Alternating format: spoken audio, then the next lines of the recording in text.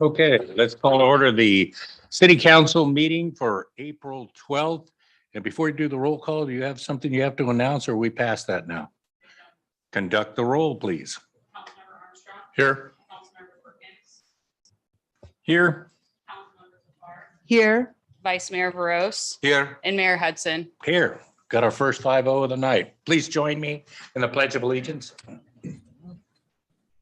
I pledge allegiance to the flag of the United States of America and to the republic for which it stands, one nation, under God, indivisible, with liberty and justice for all. Okay. Are there any changes, additions to the agenda? There are none this evening. Okay, let's move on to instructions for 3.2. If you wish to speak under public comment or regarding an agenda item, please fill out a speaker card located in the back of the room and submit it to our city clerk. If you are participating remotely, click the raise your hand button on your computer or *9 on your telephone to request to speak when public comment is being taken on the agenda item. 3.3 is boards, committees, and commission meetings. A complete list of upcoming meetings may be found on the city's website at www.sanramon.ca.gov. Subscription service is available at the link for automatic meeting notification. Contact the city clerk with questions, 925-973-2539. Item 4 is public comment. Public comment is now open. At this time, the public is permitted to address the city council on items that are on the consent calendar, including request to pull an item from the consent calendar and the reason why you wish to pull the item or items. Please note that the decision to remove the item from the consent calendar is strictly at the discretion of the city council.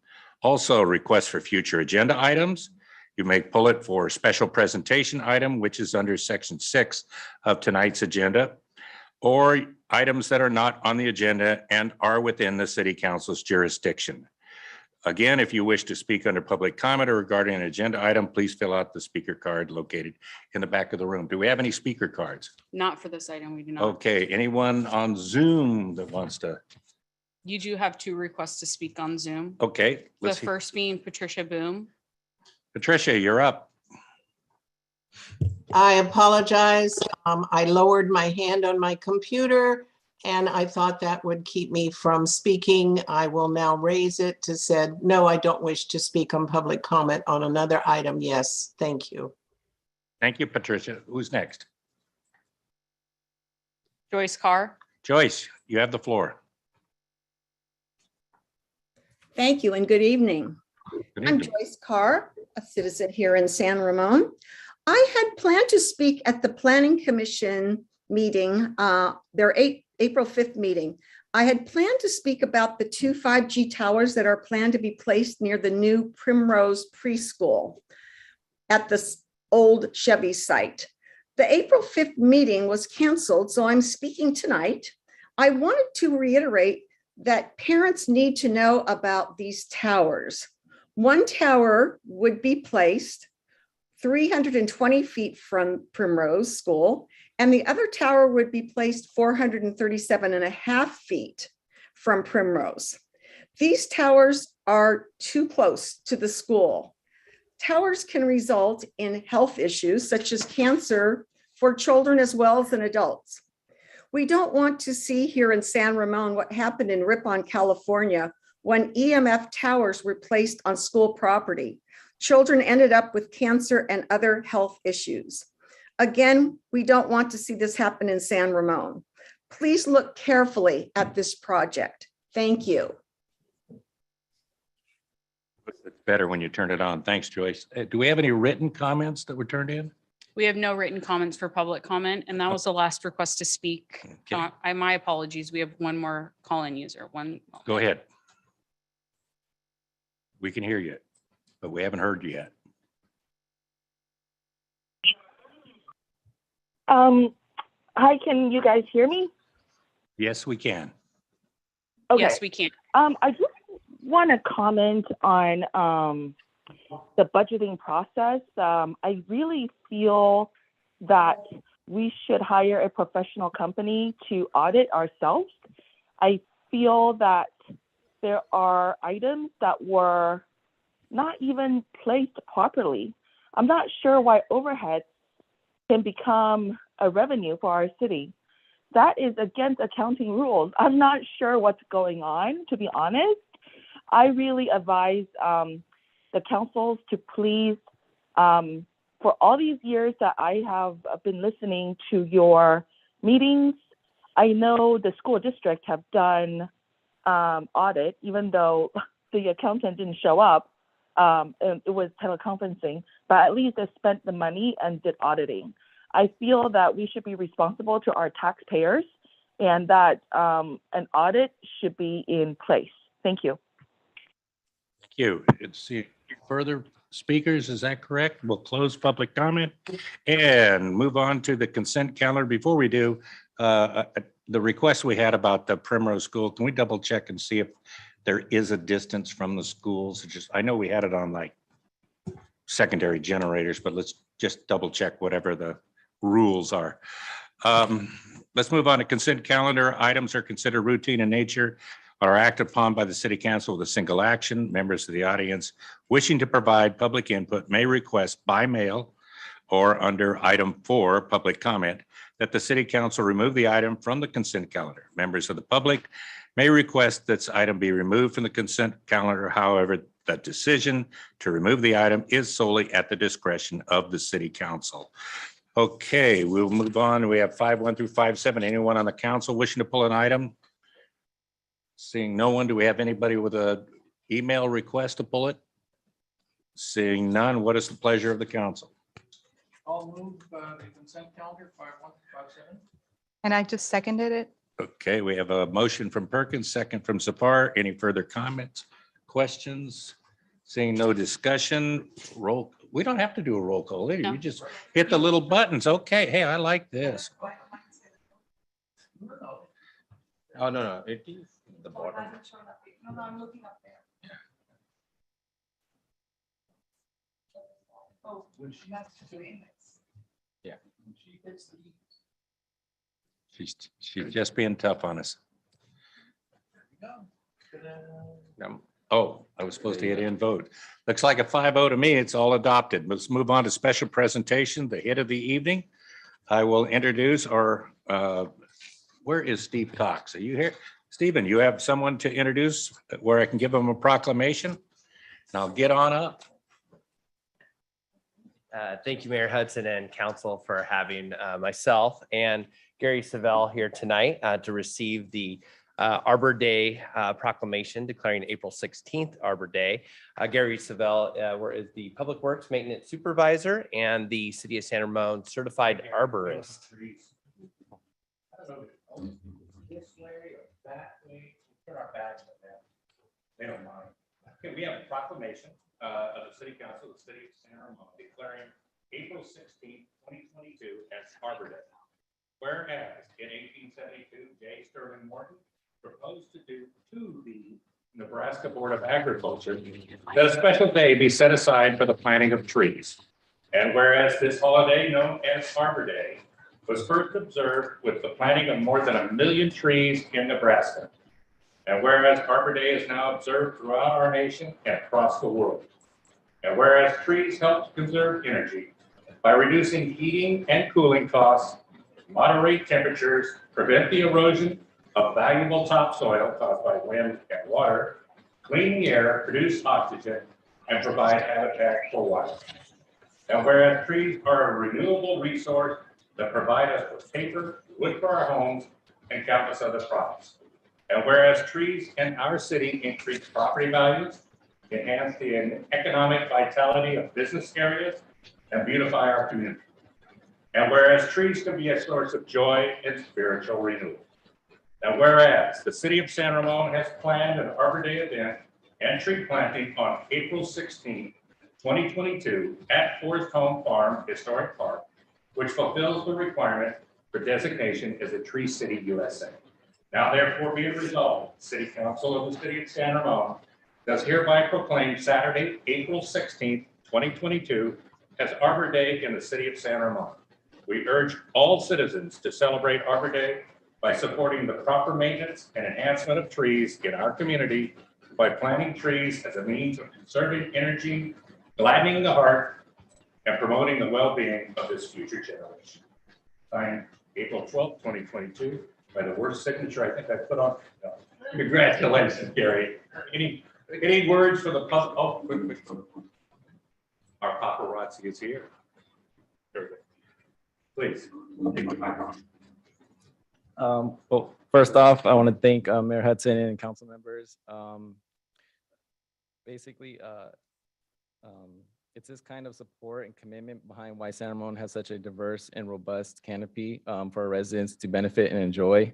For me personally, I hope many of you as well. Over the last 2 years, it's become very apparent that our access and connection to trees and landscapes have become more important than ever, especially as we search for ways to learn how to cope with quarantine and self-isolation. This year, we made a huge commitment by significantly increasing our tree maintenance program budgets, allowing us to provide better care and on a more frequent basis. But as great as that sounds, we need to understand that all this can change quickly, which brings importance to days like Arbor Day and Earth Day to keep our focus moving forward. Trees are constantly under attack, whether that's from natural environments such as pests and diseases, environmental changes such as weather, pollution, human impacts from construction and development, or a number of other causes. We constantly need to be on our toes as these changes have drastic impacts on our urban forest. A prime example is how vulnerable our trees are can be seen right out here on Alcosta Boulevard, where we took a heavy loss in our mature tulip tree canopy in front of Central Park and Iron Horse Middle School. This was due to the compounding effects of multiple drought seasons and changes in water supply. So we must always remember that trees are essential, and it will ultimately be up to each and every one of us to be good stewards and do our part. This can be something as simple as planting a new tree or spreading the message that we need to continue caring for our trees in our neighborhoods, parks, and natural forested areas. In doing so, we can help ensure our true lungs will breathe for years to come. So again, thank you, Mayor and Council, for this opportunity tonight to spread the value about trees in urban forests. Thank you, Gary. Thank you, Steve. Any comments from council? No. Thank you. Such a great place to live, and we have such fabulous trees all over, and I'm glad we're taking good care of them and replacing them when they need replacing. It's great. Thank you very much.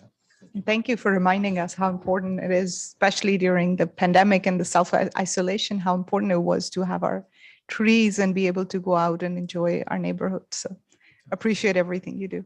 I always worry about our redwoods. I just think there's so, that when we get down in these droughts and it's salt in the water or whatever, it just looks like, oh gosh, which one are we going to lose now? But thank you very much for keeping them up. Thank you. Thanks, Gary, for you and your team for doing all this great work for us. Typically, whenever I go to a city, two things I see. One is the road condition and the trees. That tells me the quality of life in those cities. So San Ramon is right on top. How green are your leaves? No. Yeah. I agree. We have some beautiful trees. It's such an important thing for our quality of life of our residents and for the environment. And just there's so many benefits. Thanks to you and thanks to all the staff who's involved in taking care of our trees. We got a lot of them and it's a lot of work, but job well done. Very commendable. Thank you. No, thank you. There's no council action on this. Thank you very much. So I did have a question. How are Go we ahead. celebrating, and can we support in any way? Sprinkles? So part of the Arbor Day celebration, we have our Parks Make Life Better Day this coming Saturday from 9 to noon at Forest Home Farms. And so we will be planting a tree on that day, which is part of the proclamation, along with doing some goodwill and good deeds out at Forest Home Farms, cleaning it up, tidying up the space as part of the Arbor Day celebration. Good. Thank you very much. So anyone listening, if you want to come on down, bring a tree. No, you just come on down and enjoy the trees. Thank you. Okay, we'll move on. No deferred consent calendar items. There's no city council appointments, no unfinished business. 10.1 is a resolution 2022-047 authorizing the city council to adopt the local roadways safety plan. Deborah Fair, are you here? Where are you at? There she is. And you're going to introduce Sean Dayland, is that correct? I am. Or are you just going to do the whole thing by yourself? Yeah. Okay. Good evening, Mayor and City Council members. My name is Deborah Fear, and I am the City Traffic Engineer, Senior City Traffic Engineer. Also in the audience is Raul Roque. He is the city's Associate Traffic Engineer and also was the PM for the local roadway safety plan project. Our consultants who prepared the document are joining us via Zoom. That would be Sean Daly and Matt Wagen. Matt was going to be here, but he has a cold, so he thought it best to be remote tonight. I'm happy to be the first in this hybrid type of a situation. It's hopefully everything works out okay. So tonight's presentation of the LRSP, the local roadway safety plan, is for the council to consider approving the resolution and adopting the LRSP. We initiated the LRSP mainly because it is now a requirement to apply for highway safety improvement project grant funding. The LRSP is a data-driven traffic safety plan. It identifies countermeasure improvements that can be applied at specific locations or system-wide with the goal of reducing the severity of injuries and reducing the number of traffic-related fatalities in our city. It should be noted that this plan, similar to the Bike Master Plan and the ITS Master Plans, contains proposed projects that can be implemented over time. And our plan is to start implementing the highest priority projects or the projects that would have the greatest citywide impact first, and as funding becomes available. We will be available to answer any questions after the presentation, and I'm going to turn it over to Sean now. So Sean is with us. He's sharing his screen. Hello. And can you see the screen? It's coming. Yes. Can you see the screen okay? Yes. Okay, wonderful. Thank you very much, Honorable Mayor and Council, for the opportunity to present the local roadway safety plan.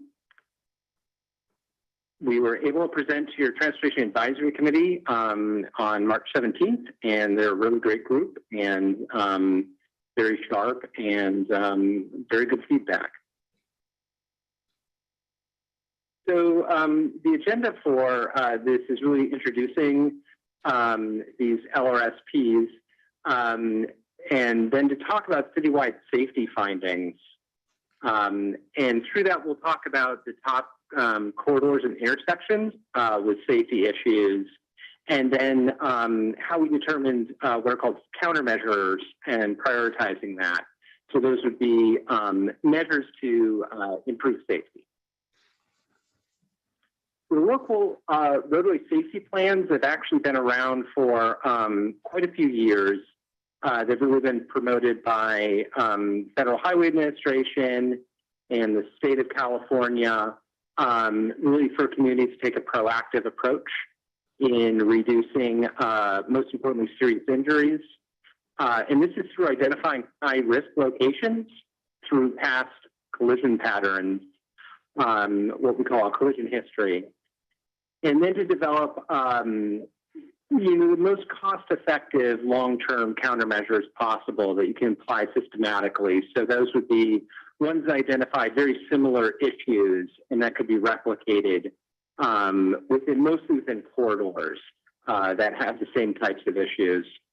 And maybe most importantly, very recently, this has become a requirement for Highway Safety Improvement Program funds. That's a Caltrans program to fund safety projects. And so the LRSP is a requirement of that starting in the next funding cycle. And I guess I didn't have this up here, but actually another purpose of a local roadway safety plan is to inform decision makers, as we're doing tonight, about overall conditions. A lot of this plan is setting up sort of the baseline so the city, as it moves forward, is able to understand changes in patterns over time. So the key data that were brought together were roadway segment volume, posted speed limits, and then the collision data, which the city has a database. And we looked at 10 years of data, a little bit more than 10 years.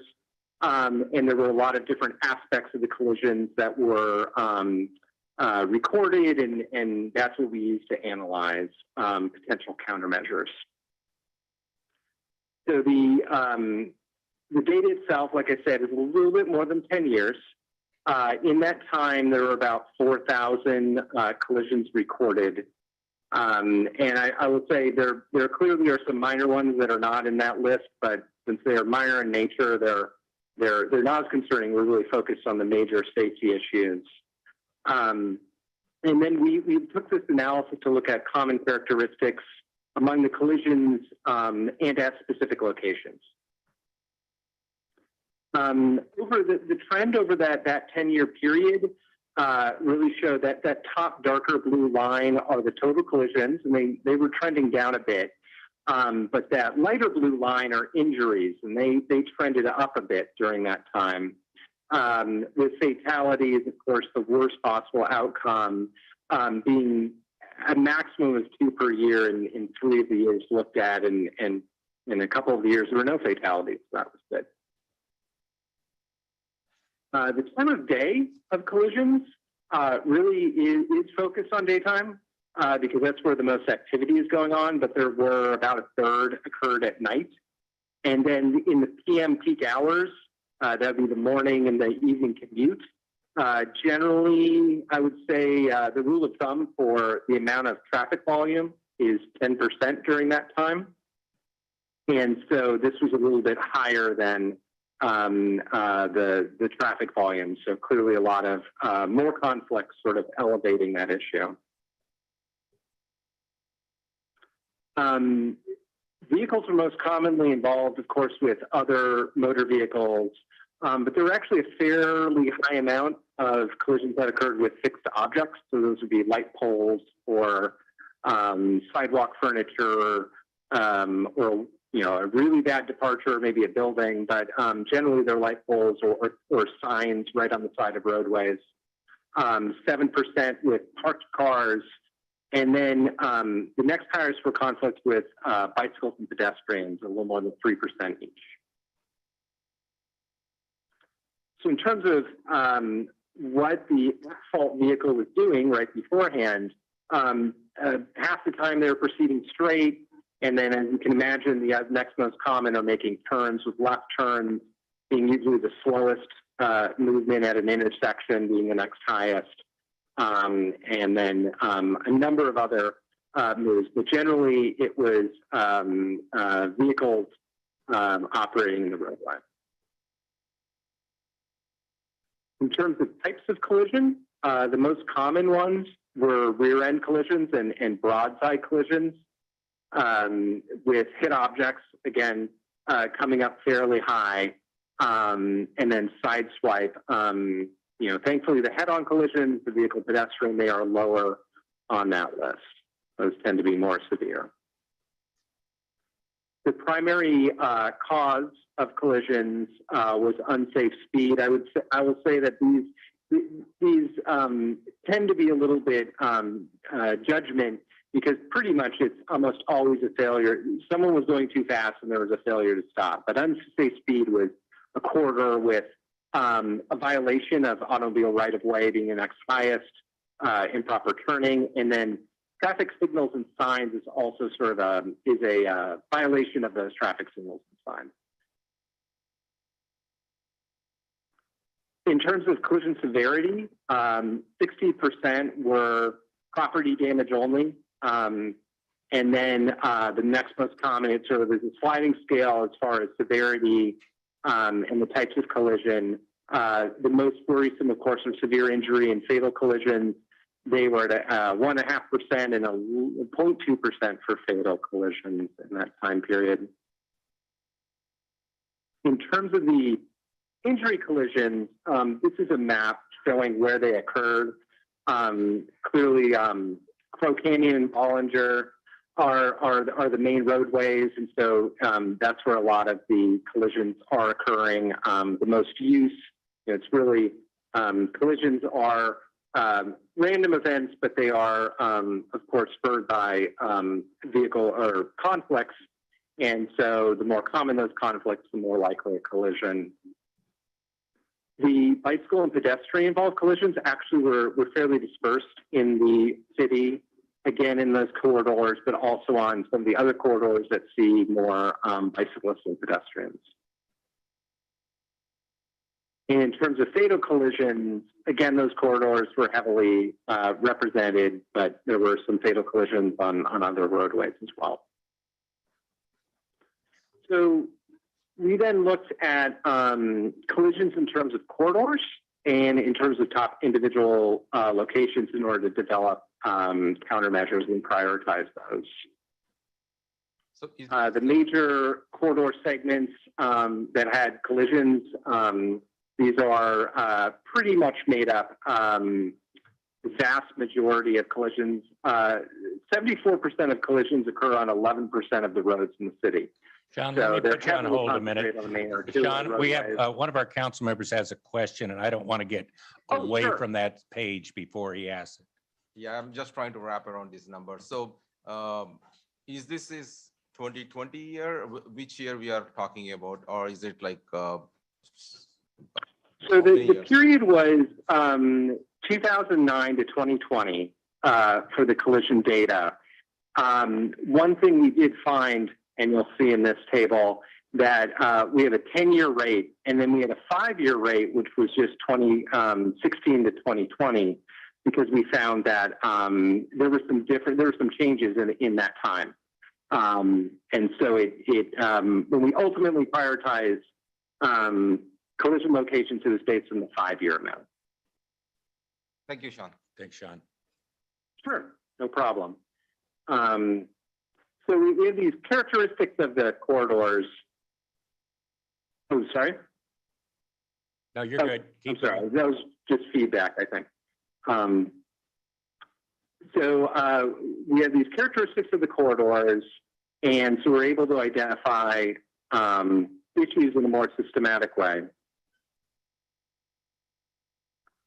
And then we looked at the top intersection locations. So generally speaking, I believe it was within 500 feet of the intersection, but I'd have to check that or double check that, were considered related to the intersection. And these are the most common individual locations for collisions. And they receive not only highest in terms of numeric value, but then a severity score, which was the fatal collisions and the injury collisions sort of up your score in the list. And in terms of top collision locations by collision rank, that's taking the amount of vehicles and sort of indexing the collisions. So the ones that sort of move up the list are the ones where you see in this total rank, the second column, that were in the 30s and 20s that were jumping into the top 10. Those are ones that had a lower volume but had a higher rate of collisions. Mainly Alcosta bumped up the list, and along with Bollinger Canyon. So looking at aspects of those collisions, there are a published amount of proven safety countermeasures that we looked at as potential safety countermeasures to address in the at the locations and in the corridors. When we were talking about that 10 years of data, one of the locations we had identified was Alcosta at Broadmoor, and that was from mainly data from many years ago. And that's because the city has implemented a countermeasure at that location. It historically had the 30th most collisions, but the 5th highest collision rate. So that's very high.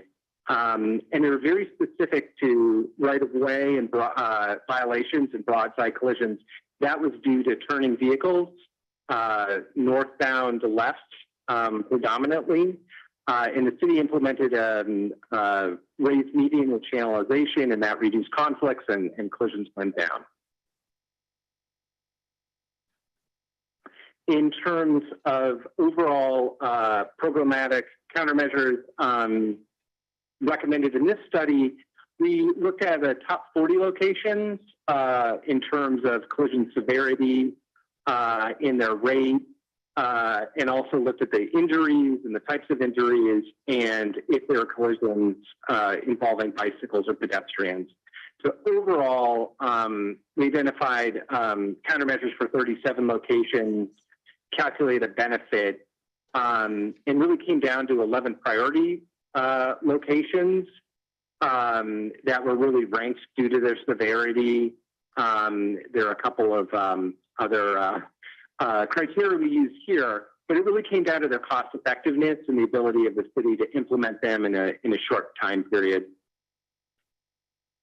And when we did this at this point, we had a top 10, and then Caltrans came out with a retro reflective borders recommendation for safety. So then that became the 11th because that's a tremendously cost-effective means of improving safety. The other ones you see here are predominantly improvement to intersection detection and signal timing, really to adjust for speed and that sort of thing. So they tend to be, I would say, more on the cost-effective side. For the most part, San Ramon, unlike other communities, really is built to standard. There are not a lot of substandard roadways. So the issues really come down to these sort of minor tweaking, signalization, and signage issues predominantly, which are good because they are much more cost effective than full geometric changes and shifting intersections and other expensive countermeasures.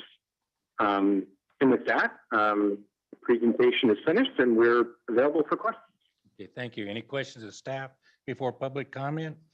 Seeing none, go ahead. Yeah, I had one question on about your 6th slide. You showed the trend lines of injuries that was going up. What do you attribute the trend rising to? I think it was like. Yeah, I have thought about that. I think in general, this is sort of what we're seeing is that, safety, there are a lot of safety measures in automobiles and a lot of improvements there, and roadways are being built to standard. And so you aren't seeing a lot of the minor collisions. The ones that do occur tend to be more severe. I think that's part of it. I think just part of it is a little bit of increased speed is probably the biggest contributor to increased severity. But I mean, it also is sort of a minor trend. It isn't as probably as dramatic as shown here. There's a little bit of randomness in there. But it is definitely, I think, broadly a concern that the injury trend line can't go down. So hopefully that's the point of the countermeasures is really to bend those injuries, that trend line downwards. Okay, thank you. Okay, go ahead. So Sean, one of the questions that I keep receiving from communities about the speed limits on our roads, right? So as far as the information that I received is city don't have any say on that one about the speed limit that we set on these roads. So just to clarify, could you please tell us who and which body decides the speed limit on these roads? Sorry, that didn't come through very well on my connection. Do you want me to take that one? Sure, yeah. Okay, so speed limits are set based on 85th percentile, which is regulated by the state. The state is making some changes so that we will be able to lower some of the speed limits, but it's still pretty restrictive. It's still very much based on what the speed that the traveling public is traveling at. So it's a matter of following state regulations, which basically follow federal regulations also. So is based on this current data, because we are seeing the speed limits is a major issue, right? That's creating these problems. So is that, can we appeal to state government saying that this is creating problems for our community? Well, anytime you are going faster in a vehicle, the damage is going to be greater. So, if we can lower the speeds, injuries and damage will, what's the word I'm thinking of? It'll just get better, it'll get less. Yeah, our hands are tied a little bit, like we can't change the speed limit on like a Bollinger Canyon Road to 30 miles an hour. We have to follow the state regulations and do it, based on, like it's data driven. But they're going to give us a little bit of leeway to reduce it a little bit further than what they currently do. But current speed is 50 miles per hour on Bollinger. Yes. So we are not talking about like 30 decrease to 30, but at least to make it more manageable so that it reduces the number of accidents. So that we are Sridhar, the facing. reason that went up, right? It used to be 45. The reason that went up because 85% of the cars driving on that road were going at that speed. And that's kind of what the data we use, that what percentage of the cars are. So one of the things is that's a great road, right? So it just encourages people to speed because Then- you have great cars, you have good roads, and that all adds up to people driving at a certain limit. And then you follow the data and the rules, and that's like 85% of the people are driving at that speed. So basically, you've got to raise the speed limit. Yeah. So So that's- basically people are voting with their foot. So it's like state deciding based on what people are driving the speeds? Yes. One of the problems that Deborah identified to me quite a few years ago was if you have people that insist on driving the speed limit and it's artificially low, and then you have another group of people that are driving faster because the road conditions allow for it, you now have a great difference between the speeds, and that actually causes more problems.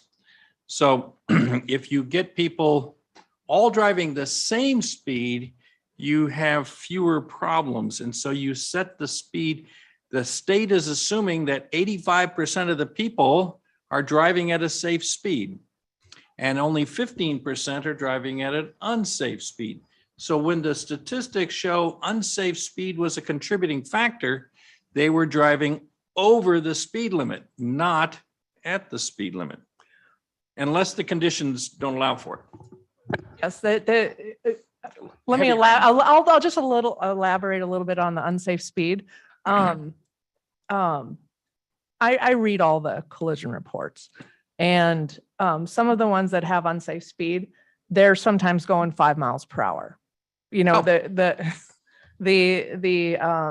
PD, when they're writing up the collision reports, have to put in a statute that it's violating, and that's usually the best statute that they can come up with that is being violated is unsafe speed. So they may be going 5 miles an hour, they may be going above the speed limit, but I see a lot of them, like a rear end accident, they'll put that as unsafe speed, not necessarily following too close. There was something else that I wanted to. Well, and I understand that when it's vehicle and vehicle, matching up the speeds and things like that. But when you get the high speed cars moving in the same space as the bicyclists and the pedestrians, then that's where there's a greater chance for one of those severe injuries if the speed is too high. That's correct. And I think that's where some of this discussion is leading me is to, okay, I hear the 85th percentile, I hear the state requirements and things like that, but at what point do we have discretion to override that based on local knowledge and conditions on the ground that we observe? Fortunately, some of our bike master plan will help that by causing a separation between the bikes and pedestrians and the vehicles. So as we implement the bike master plan, it will improve those conditions somewhat. Doesn't correct everything. but- Yes. Because who are making that rules at the state level, they may don't even know that there are bikers on that road, right? They're shared by the roads are getting shared by bikes. And I believe that is one of the conditions will allow us to lower the speed limit, like by 5 miles per hour, is pedestrians and bicyclists. Okay. It's good to know. Thank you. Any further comments or questions? Go ahead. I did. Either Sean or Deborah, multiple times, one of the corrective measures is improved dilemma zone detection and timing. So first, if you could describe for the audience and everybody else, what is a dilemma zone? And then what is improved dilemma zone detection and timing? The dilemma zone is that space of time when you're coming up to a traffic signal that's turning yellow, and do I put on the brake? Do I accelerate? And sometimes it can seem like it's too short, and so people are running essentially red lights. All of our traffic signals are set to state standards. We're set at the criteria. However, we can do some improvements, and we do have the technology with the video detection that we just installed, that we can detect the vehicles that are in that zone and extend either the yellow time or the red time, the all red time, so that it will decrease the conflict from the other movements. We haven't implemented that yet, but we're working towards that. And also with the ATSPMs, we're looking at retiming the signals for better progression. And we're still working on that too. So staff will be working on that. And if we have some additional budget, maybe we can hire a consultant. Thank you. Shameless plug. Any further discussion? Seeing none, do we have any cards for public comment? City Clerk? Not on this item, but let me check Zoom. We do have one hand raised. Okay, let's open public comment. If you want to speak to the item, there's a card in the back. Let's open it up for the Zoom. Call in user 1. You have the floor. Do we have any written comments? Hi, can you hear me? Yes. Okay, I love the question that Council, sorry, can you hear me? Yes, we can. Hello? Okay, may I Yes, speak we now? can hear you. Okay.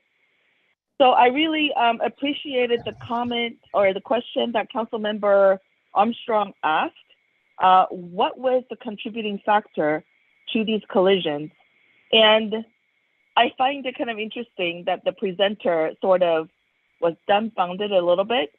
I think the fact that we're having more collisions despite all the modern technologies that are in our cars is not due to more technology.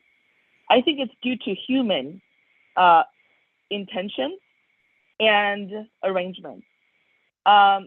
First of all, I find the red lighting always giving pass to certain vehicles. As soon as they stop for 1 second, everybody, has to stop for one vehicle. Very interesting. I also find the fact that there are certain drivers on the road who don't have proper license plates, and their windows are always tinted, can get away with everything, including speeding in and out. And usually these are very tiny cars. And I don't know why that I always get a ticket if I do that, but not those people. I can never get away without any proper registration, but not those people. I really also think that there is a deliberate arrangement in government and these presenters and political activists and lobbyists. They're deliberately trying to help certain technology offering private sectors to get more of our money. And I don't appreciate that. Driving is a skill. If you force people to rely on machines, their brains aren't working. So they become less competent and less, they're truly very bad drivers because they're not thinking. They're relying on machines. So the best way to not have collision really is to de-technology everything that's on the street right now. That's how I learned to drive. And I'm, an extremely good driver compared to some of the drivers who don't think, who don't look, who don't listen. Seriously, it's really scary out there. And on top of that, you guys have people who don't even know how to read on the streets. And then people who know how to read, don't read, are not properly trained. And you guys keep like marking pavements with more different. Okay, if there's no further cards, we will close public comment. It's before the council. Any further discussion or motions? I'll move adoption of resolution 2022-047. Authorizing the city council to adopt the local roadway safety plan. Okay, motion Perkins, second for Rose. He got in there ahead of you. Any further discussion? No, Yeah. I'll just say, I think this is more than something that we're required to do or something that will give us access to grant funding. I think this is really something that potentially we can identify these potentially dangerous areas, the countermeasures to go along with it, and it can save lives or prevent serious injuries. And so I think it's a good move for this resolution. I really, believe it or not, I really enjoyed reading the staff report and the systematic approach to identifying problem places and then identifying the solutions in a cost-effective manner. I hope we can find the funds to work our way down the list. It will improve the quality of life of citizens of San Ramon, which is our number 3 priority, by the way. Improving quality of life. That may be 743, but we'll see how that goes. Yes, sir. Okay, looks like a 5-0 vote. Is that correct? And at this time, we are going to stand in recess until 8:15. That give you plenty of time? 8:15, we'll be back and working on 8.2. She says 10 minutes. We'll see.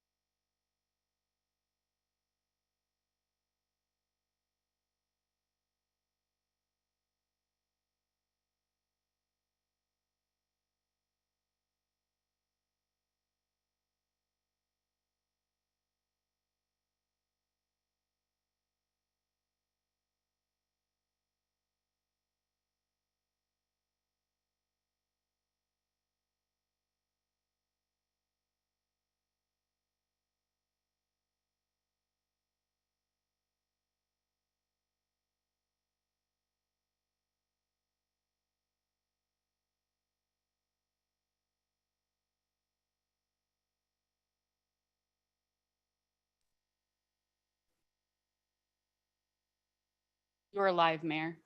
Okay, we'll return to session. See, everybody's getting seated. Our first item on the agenda is item 10.2, and that is to appoint 2 council members to a general plan mixed use ad hoc committee. And the staff report will be by Debbie Chamberlain. Good evening, Mayor, members of the council. As we all know, the general plan update began last May and is well underway, with the current focus identifying adequate housing opportunity sites to meet our regional housing needs allocation, or as we have known as RENA, with a focus on new sites located in the city's core, underutilized properties, and within our shopping centers that are designated mixed use. Because mixed use projects generally result in the conversion of reduction of retail uses, in order to accommodate on-site residential, there is a concern regarding the loss of retail use and sales tax revenue to the city. Based on these factors, at the March 26 City Council goal-setting session, the council agreed to form an ad hoc committee comprised of 2 city council members and 2 planning commissioners to update the definition of mixed use to convey the city's desire to preserve retail and existing neighborhood retail centers while meeting our regional housing needs obligation. The Council Commission Mixed Use Ad Hoc Committee would be formed for a limited purpose and term, and once the work is complete, will sunset. For continuity and to avoid Brown Act concerns, staff would recommend the Mixed Use Ad Hoc Committee include members of the Planning Commission's General Plan Ad Hoc Committee, which is comprised of Commissioner Marks and Commissioner Wallace. As with the Planning Commission Ad Hoc Committee, the meeting would be noticed and open to the public. At this point, staff recommends the mayor appoint 2 council members to the General Plan Ad Hoc Mixed Use Ad Hoc Committee and affirm the members of the Planning Commission General Plan Ad Hoc Committee. With that, I can take any questions or turn it back to the mayor. Any clarifying questions before we open public comment? No questions. Thank you very much. Public comment is now open. Do we have any speaker cards? We do not have any speaker cards, and we do have 1 request to speak on Zoom. Do we have any written? We have no written for this Okay, item. let's bring in our 1 Zoom. And for Zoom, please use your raise the hand feature or dial *9 on your telephone. Hello, can you hear me? Yes, we can. Okay, may I speak now? Yes. Okay, so I actually have a very high regard for the 2 commissioners that Ms. Chamberlain just recommended to the mayor. So I agree with those 2 members. For the council members, I asked the mayor to please appoint council member V. Rose for sure, because this district is the most impacted in terms of losing retail spaces because it already is pathetically and extremely few here, and we always have to spend money outside of this district. So I ask that you will please consider appoint Councilmember V. Rose, and the other ones, I guess we have to be fair. So, I don't have any comment on that, but I just, hope that the other council members will support the recommendation of Councilmember V. Rose because that is the fewest, that is the district that has the fewest retail spaces. Thank you. No other cards. We'll close public comment and council discussion. I would like to volunteer to be a member of that. My district, as the speaker pointed out, my district actually has the most retail space in it and has the most housing opportunity sites in it. I would also like to volunteer because I'm passionate about our retail. All right. Well, we might as well make it 3 because I'd like to volunteer. I agree. I think District 1 does have the most mixed use potential worthy of this discussion. And frankly, I've got a couple locations in District 2 as well with Gateway and Country Club. So I'd like to volunteer as well.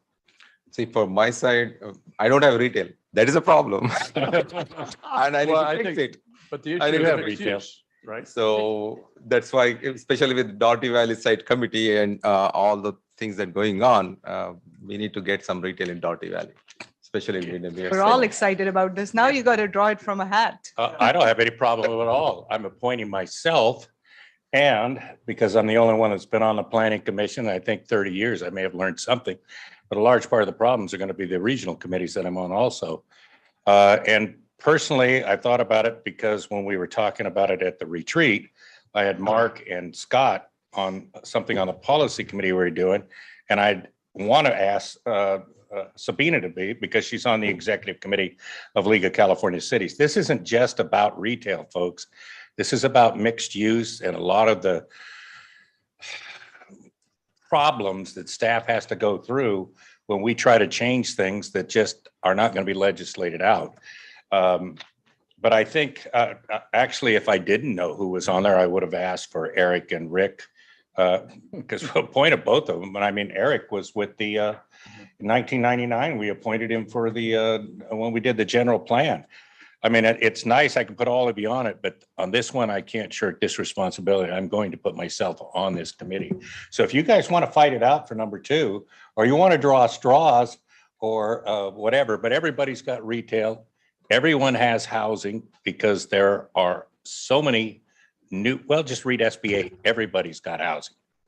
If somebody wants to put something in your backyard, they can build it right now in ADUs. But I think what we're talking about, though, is primarily is a definition of mixed use, right? To have some objective standard, Right. to where we can have some percentage of square footage or whatever the objective standard is. Mhm. And there's, this is about housing opportunity sites. This is about those areas that are already designated as mixed use that might be potentially turned into residential, and then trying to preserve some character of that mixed use, but in an Right. objective way. Yes, because right now it's a free for all. Yeah. And the developers don't have any guidelines, so they go for what generates the most revenue. And that doesn't necessarily meet the needs of the citizens of San Ramon or our planning community. So Mhm. we need to create a policy that will define so that the developer knows and the city knows what meets the criteria, and that they can decide whether they want to develop under those conditions or not. But we have to decide what those conditions are. This group is only going to meet 2, maybe 3 times. Debbie, you figure something on that order? We have to be done by what? Sometime in June. Well, you better be done before the end of the year, that's for No, sure. no, Go Because ahead. of Not- deadlines and submissions. Right, not particularly on this policy. What our focus for the end of June, or actually in May, when we come to you with the housing element, Yes. is identify the housing opportunity sites. Once we get those sites identified, which we have, put together the housing element, that goes off to the state for their Right. 60-day comment period. During that time, then we will turn to the other elements of the general plan that need to be updated, including this discussion on mixed use policies. Yeah. But this is not a long duration thing. It's, just a few months. Correct, yeah. 2-3 months, maybe 4, but certainly not longer than that. So, No, we would Oh. anticipate to meet our rezoning obligations for the housing element to be back before the bodies probably in September with public hearings. So it is a very narrow window that we would have to So complete. you this have to with. have it ready by July, because don't you have 2 months of yeah. public comments on it? Well, for the housing element, that'll already be in the review cycle, but to start the Measure G public hearings, Yes. which is the 3 of each body, as we know, Right. we would need to be before those with the entire general plan update Mhm. or housing update, including those rezoning sites, which would include the mixed use definition by September. Right. And I think the mixed use is one thing that is going to shape the San Ramon. It will. I'm And- telling you, this and- is, even though it's a short term that we are planning all these things, but this is going to be the future of San Ramon. Yes, it is. And as I pointed out, this is one of the real big downsides of district elections. Okay, because here we are, and we've got a council member who has 0 retail, and we've got a council member who's got 80% of the retail. And And now we're trying to decide who should be on this committee because of districts. But, And in yeah. many ways, that's the wrong No, I don't idea. think it's about It's not districts. about No, district. it's not about Whether it is districts district at or all. not, still, I- we have to figure out where our retail is going and how the mixed use is Right. being I mean, how exploited at it's this part of point. the planning, right? And Yeah. I think most of the planning, the opportunities that have been identified are not in Doherty Valley because Doherty Valley is built out. So it's as we plan for the next 5 years or, however long that plan will be in place, how do we define what that mixed use is going to look like? Especially because why I mentioned that there is no retail is because I understand the depth of the issue when you don't have a retail within a community. I totally understand after going through 15 years of me living in Windermere. Everybody goes and eats in Dublin. No, we did Listen. that for 40 years, but that's a different story. Yep. Okay, I did this originally because Mark and Scott were on policy doing something else that was brought up at that meeting. And I was going to ask Sabina to be the other person on this committee. I guarantee I'm I'll gonna be accept it. one of the names that's on. But Sabina just told me that you don't have any of this stuff out in Doherty Valley. So it brings, do you want to do this? I do. Okay. And the issue is that, well, I'm going to ask to appoint those two. Okay. All right. Now, these are open meetings, is that correct? So everybody can attend it. Martin, you heard what I just said. Everybody can attend this, Yes, they are open meetings, so anyone can attend. including council members. Not if it creates a quorum, so we would have a Brown You Act. can be issue. in the meeting or you can be on Zoom listening but you can't You can listen, comment. but cannot comment and cannot show yourself as present on the Zoom. Okay. All right. Yeah, I don't want to exclude anyone, but my preference would be to include Councilmember Perkins for the reasons that he stated that I agree with, that there's a significant amount of mixed use in that area that he is intimately familiar with. And I think he can contribute well to the discussion. I think all of us could, but I think he's most familiar with the retail in his district. Or the I mixed think use that the area. two people that we have on the planning commission probably know as much about it as anyone in this city. The difference is, do we know what, it's really going to come down to what do we want as an outcome? If the feeling here is that we're going to tell the state where you can put retail or you can't put retail, then okay, we go in there and we're not going to have problems with 3 people doing it, because I guarantee you we've been through it. But I honestly thought that Sabina was the first one, not because she doesn't have retail in her district or any of the, I actually thought more of the League of California Cities thing as being someone that knows what's, 3 or 4 of the things that might be on the docket over there. But I don't want to beat it to death. I'm not going to get off of this committee. I can tell you that right now, because I know where a lot of this stuff is also going. But in 40 years, I think I probably figured out one way or the other that the same things that we're talking about. If it's a problem, we're going to find out after the first meeting, I can tell you that. But I'm going to ask that we appoint Sabina and myself to this committee. I'll second. Okay. That's a motion. Any further discussion? Did you get that? Did we fool you on that one? Motion Hudson, second Perkins. You have to hit the button, the mover button, David. I do? Yes, you made the motion.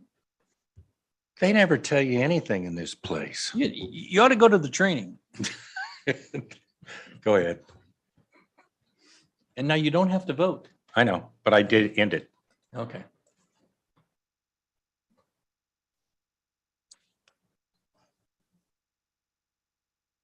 You're dark. Okay, let's move on to 10.3, and that is 503 is moving right along. West Side Specific Plan. Public hearing, this is an introduction of an ordinance for the West Side Specific Plan Amendment and Project Initial Study, Mitigation Negative Declaration, and Specific Plan Amendment 19-400-1, Initial Study 19-250-2, and present. Cindy, oh, Deborah. Debbie Chamberlain's going to give the initial. Thank you, Mayor, members of the council. On this item, I do have a financial interest in the area, and so I'm recusing myself. As you see on the staff reports, my name has not appeared on them. I've not participated, so I will be leaving the chambers for the evening, and I wish you all good night. You don't want to stick around for the manager's report? She's going to watch it on YouTube.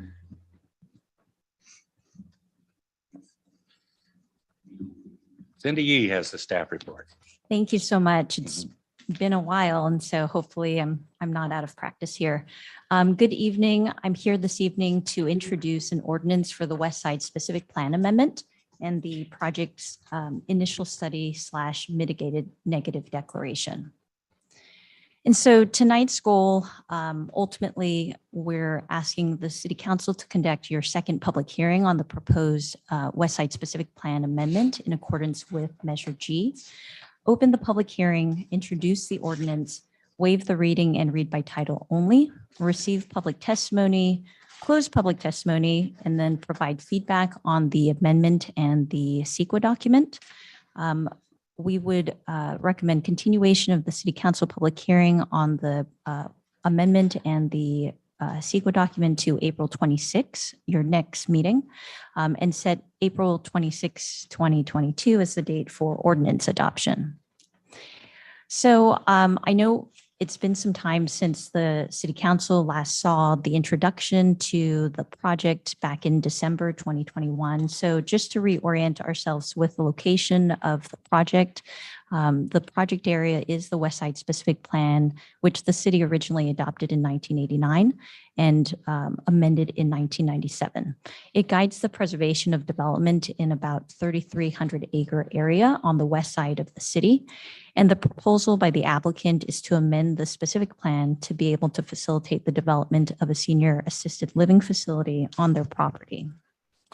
And the location of that property is at the corner of West Side Drive and Saramone Valley Boulevard, located at 19251 Saramone Valley Boulevard. It has a current general plan designation of single family medium density, but has a specific plan designation of park, which therein lies the problem that park designations do not allow for senior assisted living. And so the proposal would be to amend the zoning designation of this property for the West Side Specific Plan to match the general plan land use. And then just again, pictures from the corner of West Side Drive and Saramone Valley Boulevard looking south. The property has an existing vacant home that is commonly referred to as the El Nido House. And then just a bit of background, as I mentioned, the existing general plan has a land use designation for this property at 19251 Saramone Valley Boulevard as single family medium density residential. That was approved by the city in 2011. Prior to 2011, the site had a park land use designation, and in 2011, the City Council took action to update the general plan with this new residential designation. At that time, the expectation was that at some point, the developer or property owner of the property would eventually make a proposal to redevelop that site. And at that point in time, which would now be 2022, the amendment to the general plan would then match the specific plan and amend the park designation to something that would match the general plan. Can I ask a quick question? Sure. So how does that happen? Like the general plan and the specific plan don't align? Is that? Right. It does not align. And so ultimately what happens is that until somebody develops the property or is interested in developing the property, they would not be able to develop that property until they've made an application to amend the specific plan. And so those two designations can be different in the general plan and the specific plan.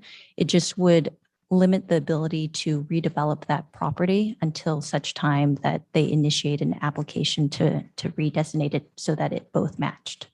And does one plan override the other, or? It does not. So in certain, except for certain circumstances. So for the development that is proposed for senior care facility, because a park designation does not allow for that type of land use, the applicant would need to amend the specific plan so that it would have a land use that would allow that senior assisted living. The exception to that could potentially be a land use that is allowed both in park and in single family residential. Those include things like religious assembly facilities, park and recreation types of land uses that would be compatible with residential, or residential land uses as a result of state legislation referred to as SB 330. So there are certain circumstances that those zoning designations could still allow for a development on that site when those two designations do not match. But in this case, the proposal for the senior care facility requires that the specific plan be amended to allow for that land use. Thank you. So Cindy, I have one question. Yes. Is there any circumstance that happened where the general plan overrode any specific plan in the past in our city? Well, typically when there is when those two plans do not match, a specific plan and a general plan, the only time that there's a conflict is when somebody proposes a land use or development on their property where you have to resolve that conflict. And that's where we're at with this particular project. Both documents essentially have equal weight in terms of land use guidance. And so it wouldn't necessarily be that the land use overrides the specific plan. The general plan does not specifically override the specific plan, but there are certain circumstances, like I mentioned, State Senate Bill SB 330, that in theory, because state legislation allows for a land use, regardless of what the specific plan allows, in that case, you could phrase it as potentially a land use does not have to match the specific plan, and it could just match the general plan to allow for that land use. So in theory, that's a way to say overriding, but actually it's the state law that overrides really any of the city requirements. Thank you. Yeah. Okay. So this slide here just, again, zeroing in on the property in question, 19251 is identified in this red circle as the park site current designation in the West Side specific plan. Again, because of the park land use designation, it does allow for public and private recreational sites and facilities, but in order to establish a senior assisted living facility, it would require an amendment to that specific plan.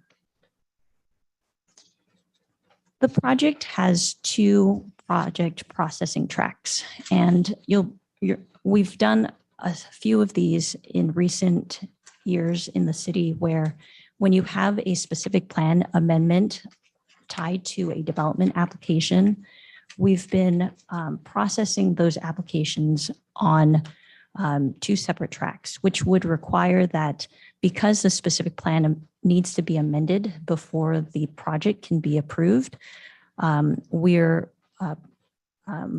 conducting our public hearings on the specific plan and have had those meetings with the Planning Commission. And now the Planning Commission has made a recommendation on the specific plan to the City Council.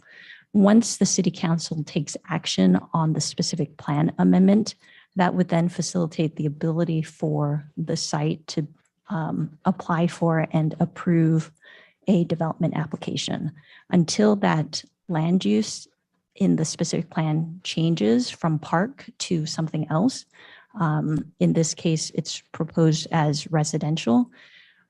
The development applications to develop the site for senior living would not be able to be approved or denied by the Planning Commission. As I mentioned, the second development track would then follow the action that is taken by the City Council. Should the council approve the specific plan change, then the development applications would go back to the Planning Commission for their review.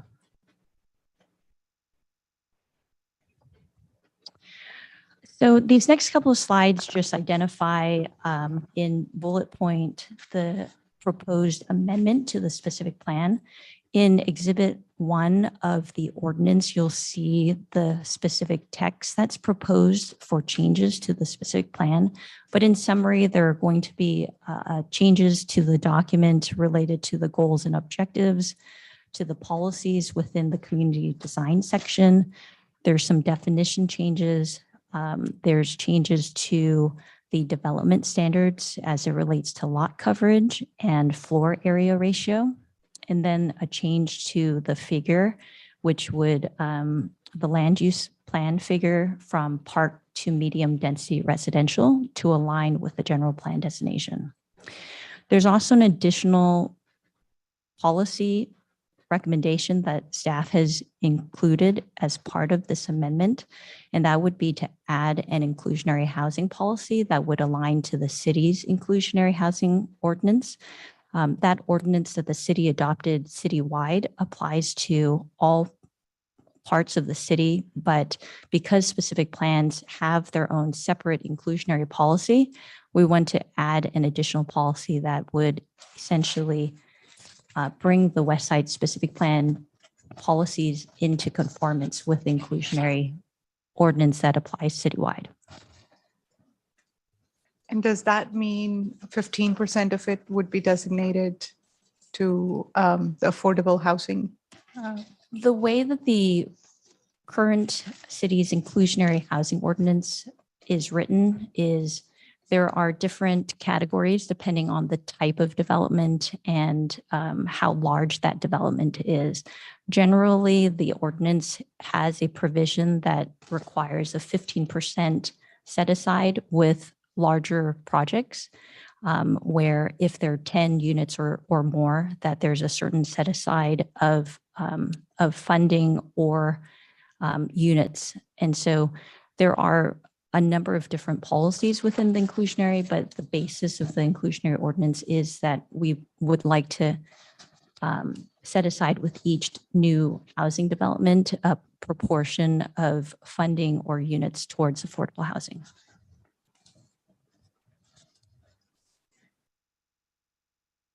And so, as I mentioned, the second development track for the applications to establish the senior assisted living facility, this would be reviewed as part of the Planning Commission's review, and they would take action after the specific plan is amended.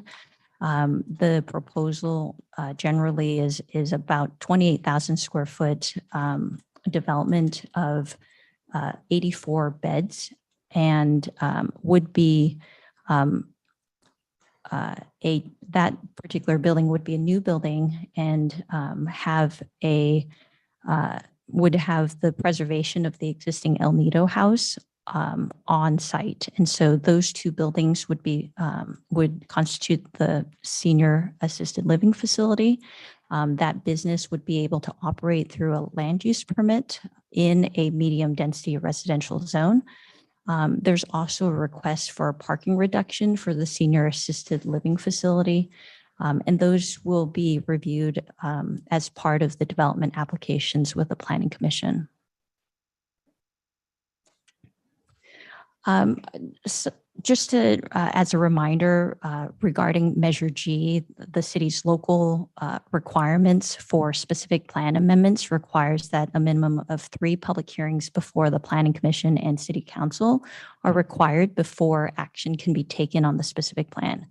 In order to approve a specific plan amendment, you'll need a supermajority vote from the city council after you received a supermajority vote in favor of the amendment from the planning commission.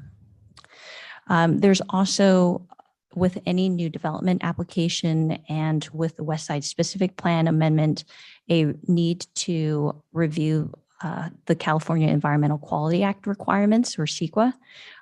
In this particular case, there's a initial study and mitigated negative declaration that has been prepared to analyze the project's impacts, and that's attached in your staff report as attachment A.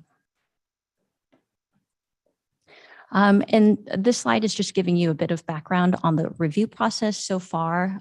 When the application was filed in March of 2019, through the numerous meetings and hearings that we've conducted, and then some milestones for CEQA requirements for postings and responses to comments that were received on the initial study mitigated negative declaration. The last action that was taken was at the Planning Commission's fourth public hearing on the West Side specific plan. At that meeting on March 15th, they unanimously recommended City Council approval of the West Side specific plan amendment and the associated environmental document. And then just a summary of the CEQA document, as I mentioned, there's a requirement for the city to prepare an analysis of the potential impacts of the project to the environment. The city hired a consultant to conduct that initial study, and that's attached to your staff report. The initial study concluded that the proposed project with the implementation of mitigation measures would not have a significant impact on the environment.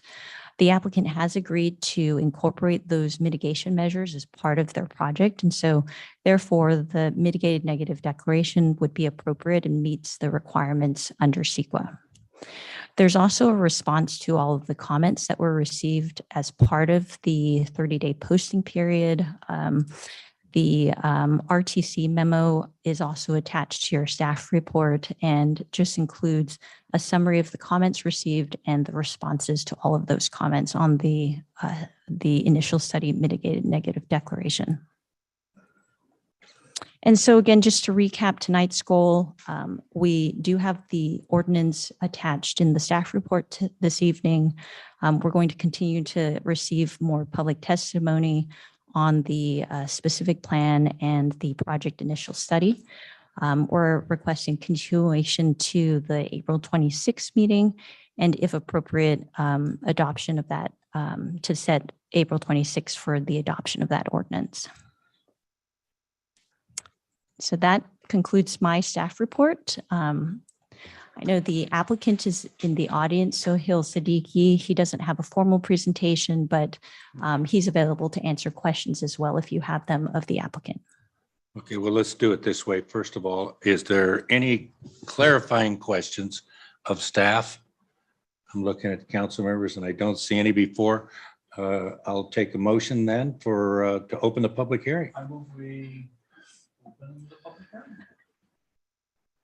And the second came from Sridhar Varos.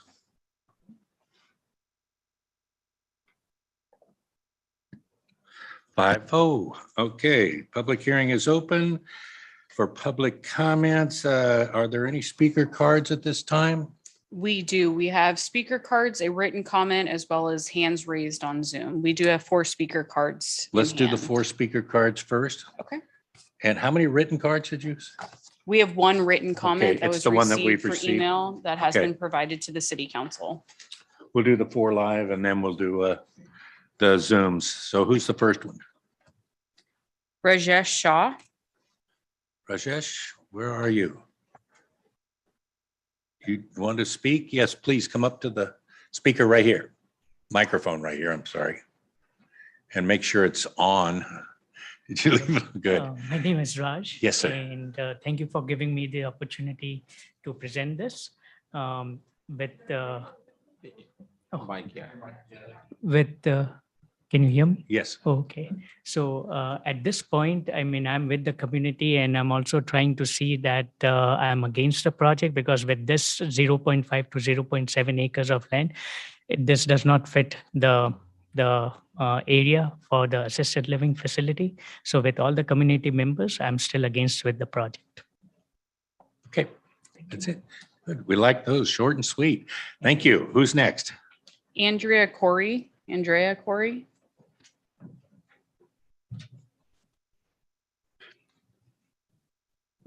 Hello, thank you very much for hearing my comment on this proposed development. I am opposed to this because it's just not fit in the neighborhood. And as Rajesh said, it does not, the 0.7 acres does not allow for this level of development.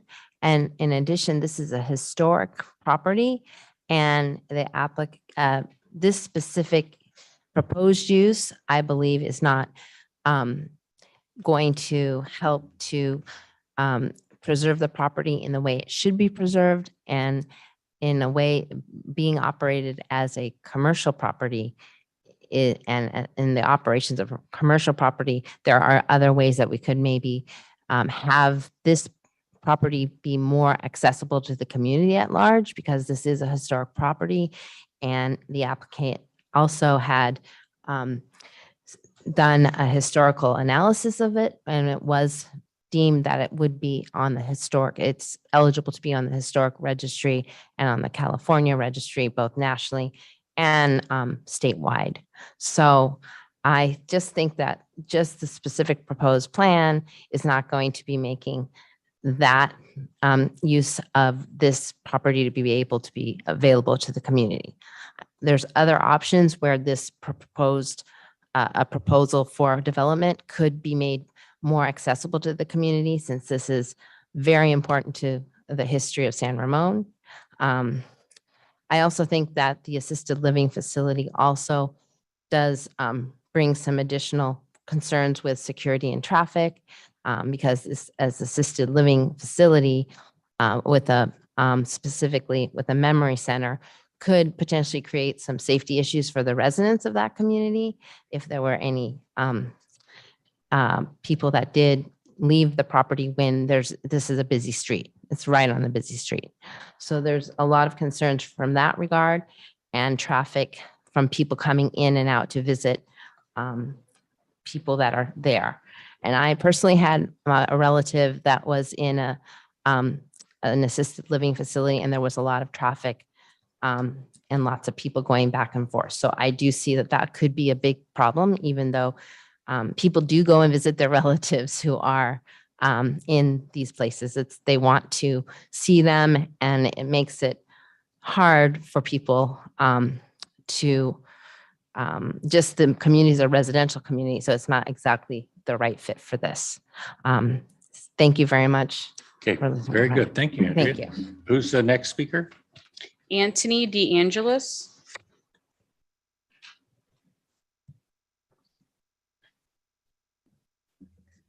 Thank you, Mayor Hudson and council members. So I, just like the two speakers before me, I'm sorry, am opposed to the project. I'd like to focus my arguments on the element of public interest. To begin with, a vast majority of the people living in and around the area are stridently opposed to the project.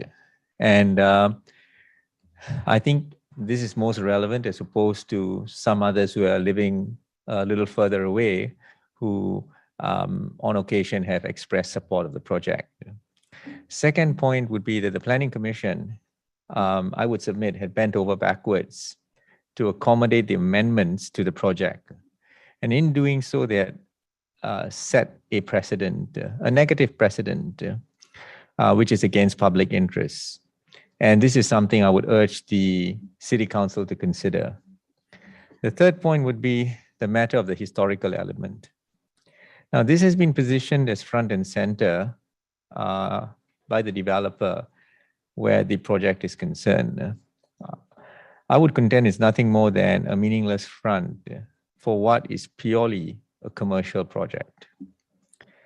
Now, the fourth point I would raise here is This is in that area, the only place still designated as a park as per the West Side specific plan. Now, if this development were to be allowed, it would alter the character of the neighborhood. And this is not something that the residents bargain for. It's not something that I think it's reasonable to accept the residents to accept. Now, I think Vice Mayor Varos, in an earlier matter, he actually mentioned something about the quality of a city, and I think he expressed something about the quality of roads and trees. Now, this is one area within the neighborhood, if you would take a look, that can be designated for greenery and trees. So something that you would want to consider as well.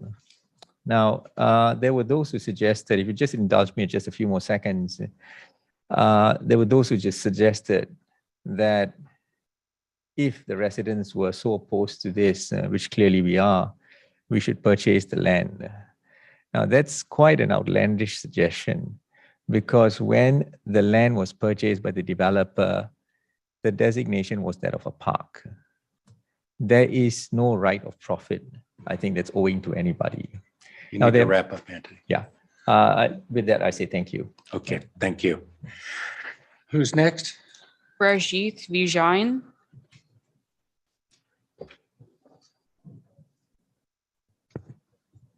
Good evening, everyone, and thank you for giving me this opportunity. Thank you. Hello, thank you for giving me this opportunity. As my friends, previous speakers, right, already raised their concern, I do also oppose this project.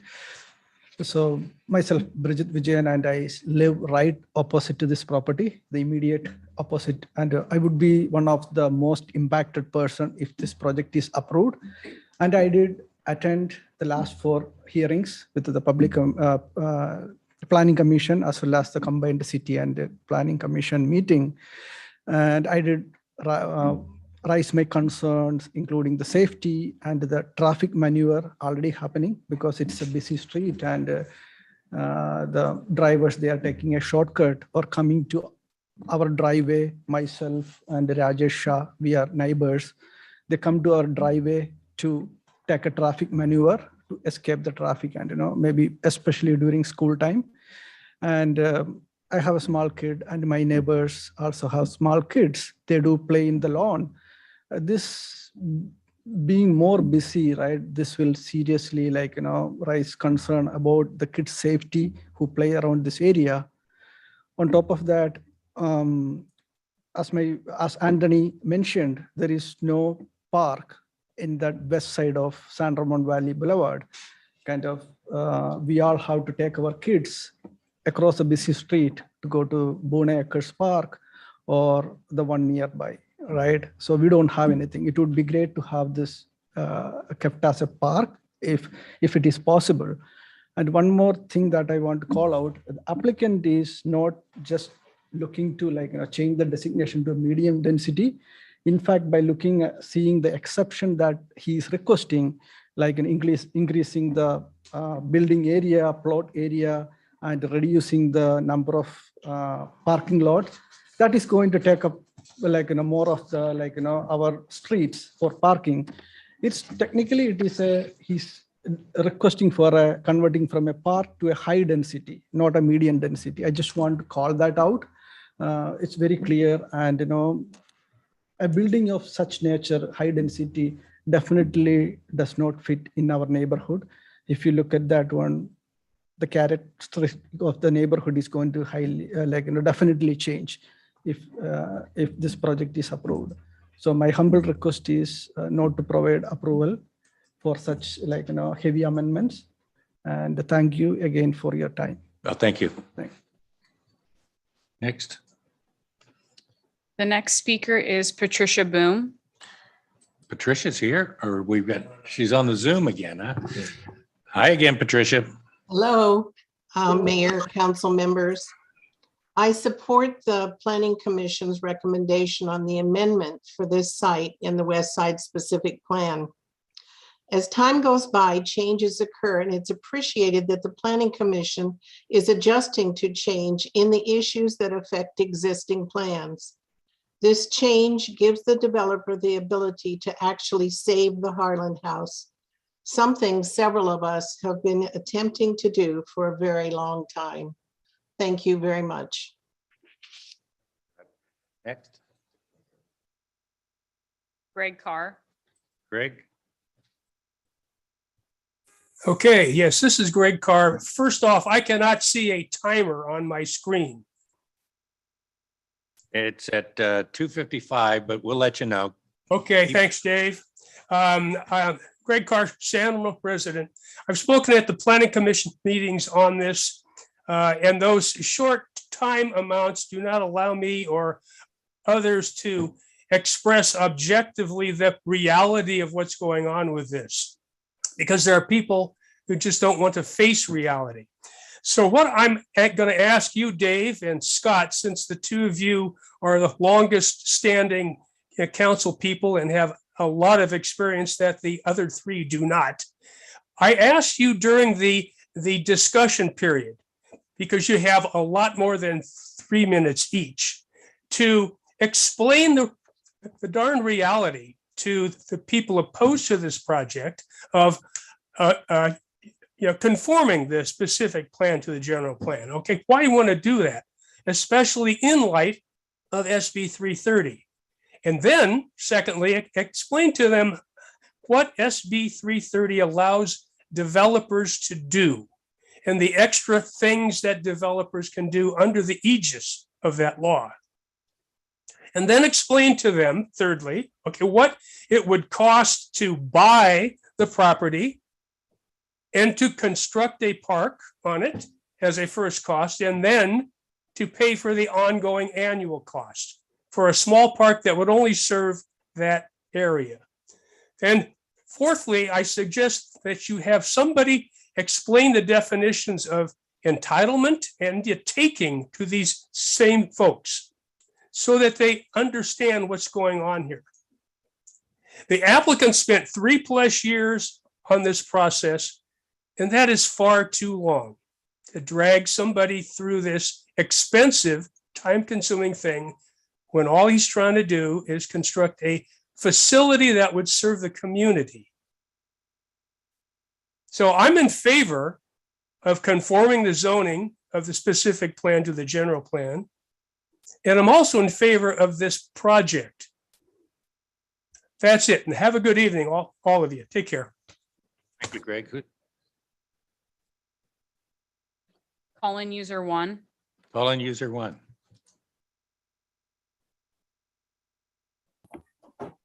Hello.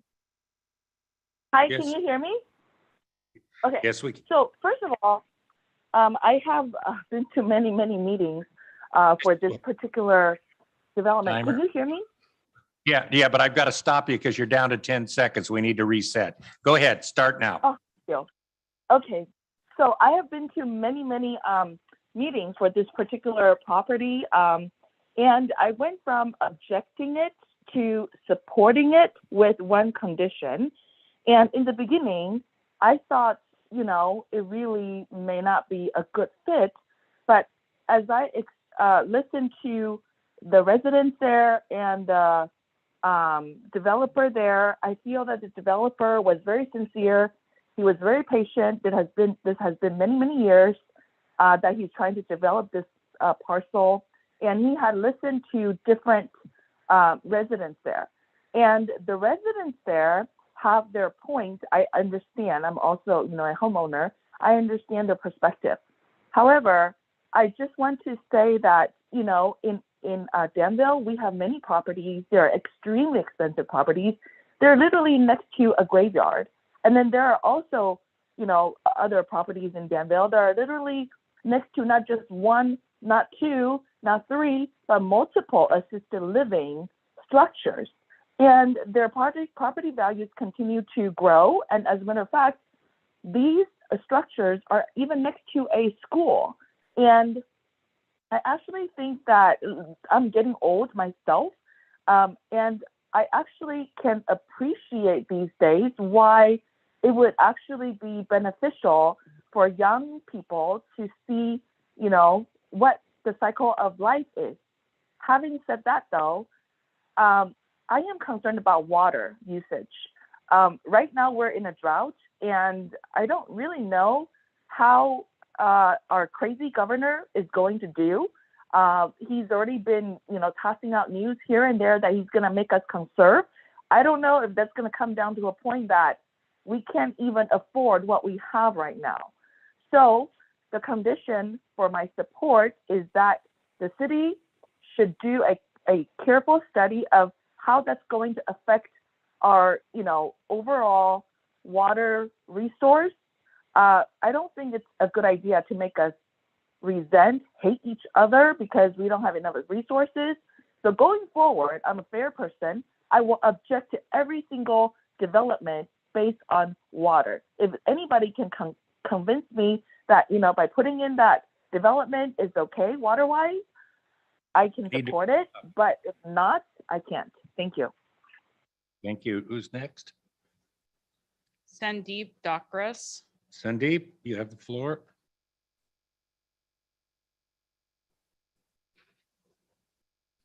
Hello, thank you for this opportunity. Am I audible? Yes. Okay, great, thanks. My name is Sandeep Dakras. I live very close to the El Nido property, actually in the townhomes next to it and behind it. I'm here to communicate that I oppose this project. I've communicated this before to Planning Commission as well. Here are my reasons for that. I think a 4-story building, which is 3 stories above ground and one in the basement for parking, is too large for a 0.7 acres lot. I can also see there are several amendments apart from the change from park to residential, right? So the lot coverage related changes, the FAR related changes are essentially introduced so that a very congested sort of a large building can be developed. I'm unsure why the city or the residents or the neighbors actually need to accommodate this. We have conducted several surveys, actually going door to door, knocking and talking to people near the house, near the neighborhood. And about 90% of the people, 90% plus, I should say, to be precise, 92 to 93%, have been opposing this project.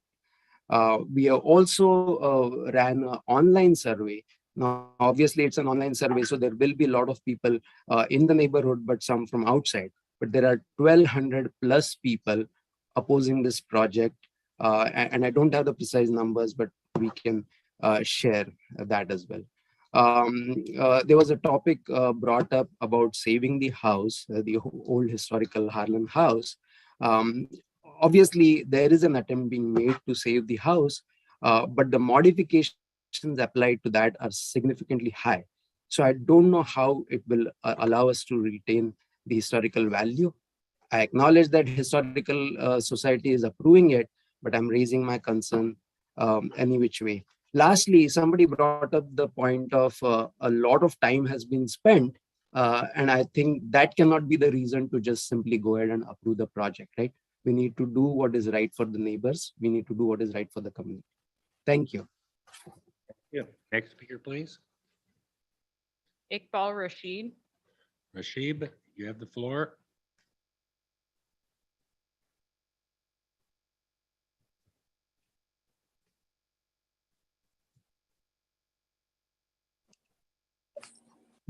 Hi, can you hear me? Yeah. Hi, good evening, everybody. Thanks, Honorable Mayor and respected City Council, for allowing me to speak. My name is Dr. Iqbal Rashid. I'm a resident of 10 Centennial Way, which is right across from the proposed project. I'm calling in to communicate my strong opposition to this construction. My opposition is because of this proposal inserts a commercial project in a residential area, which is not appropriate. I feel that the purpose of the public comments as we are conducting on this platform right now is to palpate the sentiments of the community or the public in the surrounding areas and act accordingly. There are very strong sentiments in the neighborhood against this project, which we have been able to prove through documentation and surveys. We have close to 1,300 people on the change platform opposing this project. As my friend, Mr. Doctor has just mentioned, the majority of the people in the neighborhood are strongly against this project, and it is the responsibility of the elected council, the elected members, the mayor and the city council to heed that opposition and act in the best interest of the people and the community.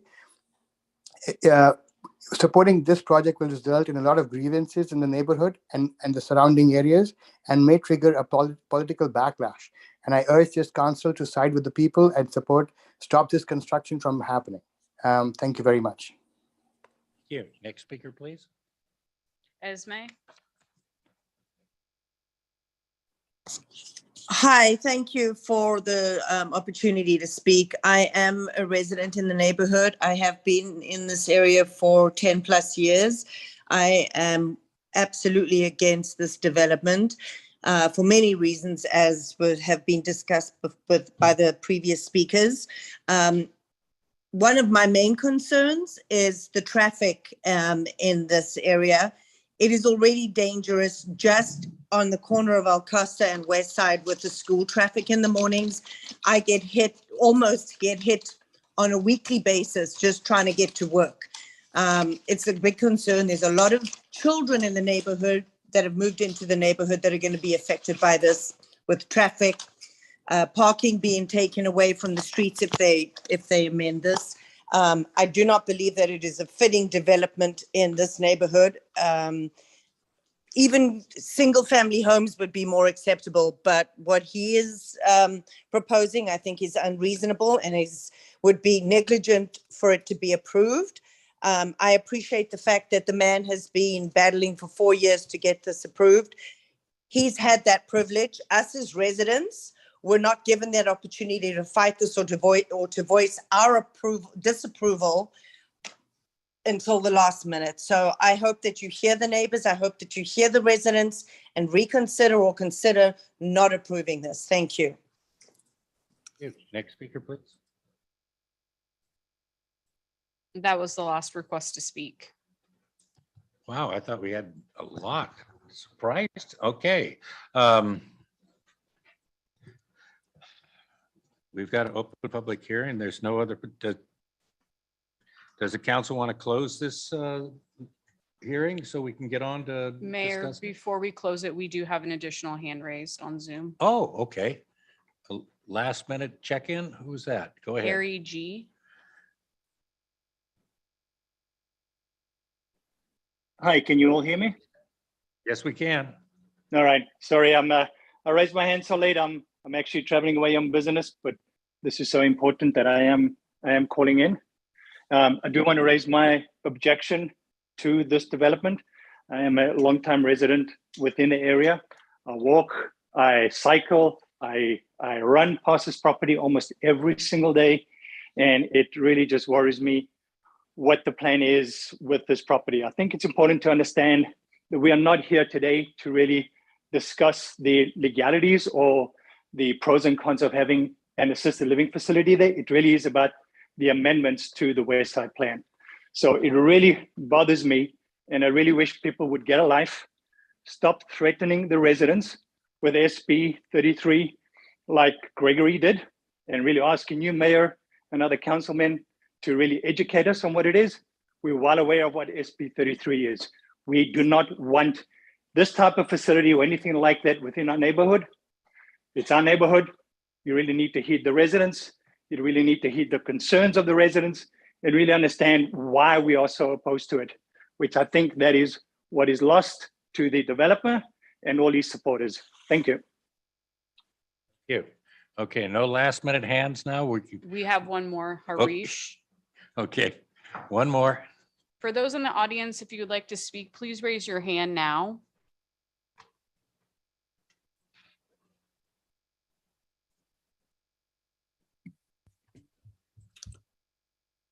Hello, everyone. Can you hear me? Yes. Yeah. Thank you for giving me this opportunity to speak and express myself. My name is Harish. I live on Centennial Way, very close to the proposed property.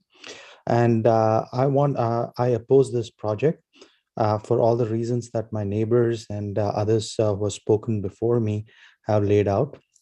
So some of my objections are along the following points.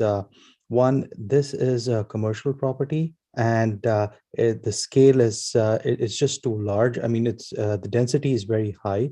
There we are talking about 84 beds on a 0.7 acre land. It just is not compatible with the surrounding properties or the residential outlook of the area. Second, it's going to bring in, it definitely raises a lot of security concerns. And all these concerns have been expressed in the past meetings and public hearings, but we haven't got any response or any way, any assurances from the City Council or the Planning Commission that we won't be adversely affected by this property. For all, I mean, from at least from the residents and the neighbors' point of view, this property is going to really have an adverse effect on our quality of life, increase, it's going to raise safety concerns, and that's about it. And I just wanted to say that I strongly oppose this project. I urge the City Council to please consider themselves in our shoes and see how it will be if this kind of project was coming near their area, and how and what impact it would have on their quality of life before taking the vote, and also to consider the adverse effect of this property on the residents. So thank you. Thank you. Okay, one last call. Anyone else raising a hand? None? We Okay, have do no I have a additional motion to? requests to speak. Okay, we have a motion from Perkins. Do I have a second? Second, Zafar. You beat him. Okay, any further discussion? Seeing none, vote. And it's 5-5. What do we got? Everyone voted to close the public hearing. Okay, the matters before the City Council. Any comments on what we should do? The request is to continue the public hearing till April 26th, but we should give any thoughts or comments that we have at this time. I'm looking down the road. Anyone? Yeah. Oh, go. I have just a couple comments. I'm going to support this, but I think it's interesting that the speakers have decided to leave. So rather than hear the council comments, one of the speakers specifically mentioned that they didn't quite understand SB 330. Well, curious thing about SB 330 is because of the land use designation in the general plan, the owner could demolish the house and build apartments. And if they qualified, they could build as many as 18 apartments. And that would be a commercial development of 18 apartments, a commercial development of 18 apartments. With the accompanying traffic that goes with 18 apartments. The transportation analysis of this said that the peak hour AM would be 15 trips and the peak hour PM would be 20 trips. Our threshold for doing a traffic analysis is 50. So this is barely 40% of the threshold. So that the trip generation associated with this is really pretty small. The residents, those 84 beds, those 84 residents won't have vehicles. I had two grandmothers in an assisted living facility, kind of like this. We would visit them once a month, and most of the residents that lived in that assisted living facility had 0 visitors every month. Most of them had no one to come visit them. It was unusual that, we were pretty regular. We would visit them 12, 14 times a year. And then we would take them to our house for holidays and things like that for additional couple of trips a year. But the trip generation traffic associated with this will be very, very small. They'll be turning into the driveway and parking in that underground parking garage, and they'll be coming out of that driveway. They won't be driving into Centennial and places like that. Somebody mentioned the fact that, this is an impact on their neighborhood. Dave's, you've lived here since 1970. A long time. I've lived here since 1980. And so virtually every one of you is now living in a property that was built after I moved to San Ramon, and your property impacted my quality of life. We can't just stop here. The state has dictated that we have to provide housing sites for at least 5,111 more housing units beyond what's already being planned. So with very few exceptions, and Pat Boom's been here a long time, and some of the others, with the very few exceptions, everybody's housing development impacted all the people that lived here before. Your housing development impacted the guy just down the street. It happens. The city is made up of multiple services. Some of those services are parks. Some of those services are schools. Some are shopping centers. Some are office buildings. Curiously enough, we were going to put in a park over by Old Ranch Estates up on the hill, and everybody in the neighborhood came out and says, "Don't you dare put in a park there. That's a horrible idea for a park next to my house or across the street from my house." I was amazed. I was absolutely flabbergasted that we had people come out to object to the installation of a park 100 yards, 200 yards, 500 yards from their homes. One of the services we need to provide in this city is assisted living. We have a couple. Villa San Ramon comes to mind, and what used to be called Merrill Gardens. I don't know what they call it now. And Waterford, I think. Is up the Yes, hill. and Waterford up the hill is just 3 of our assisted living facilities.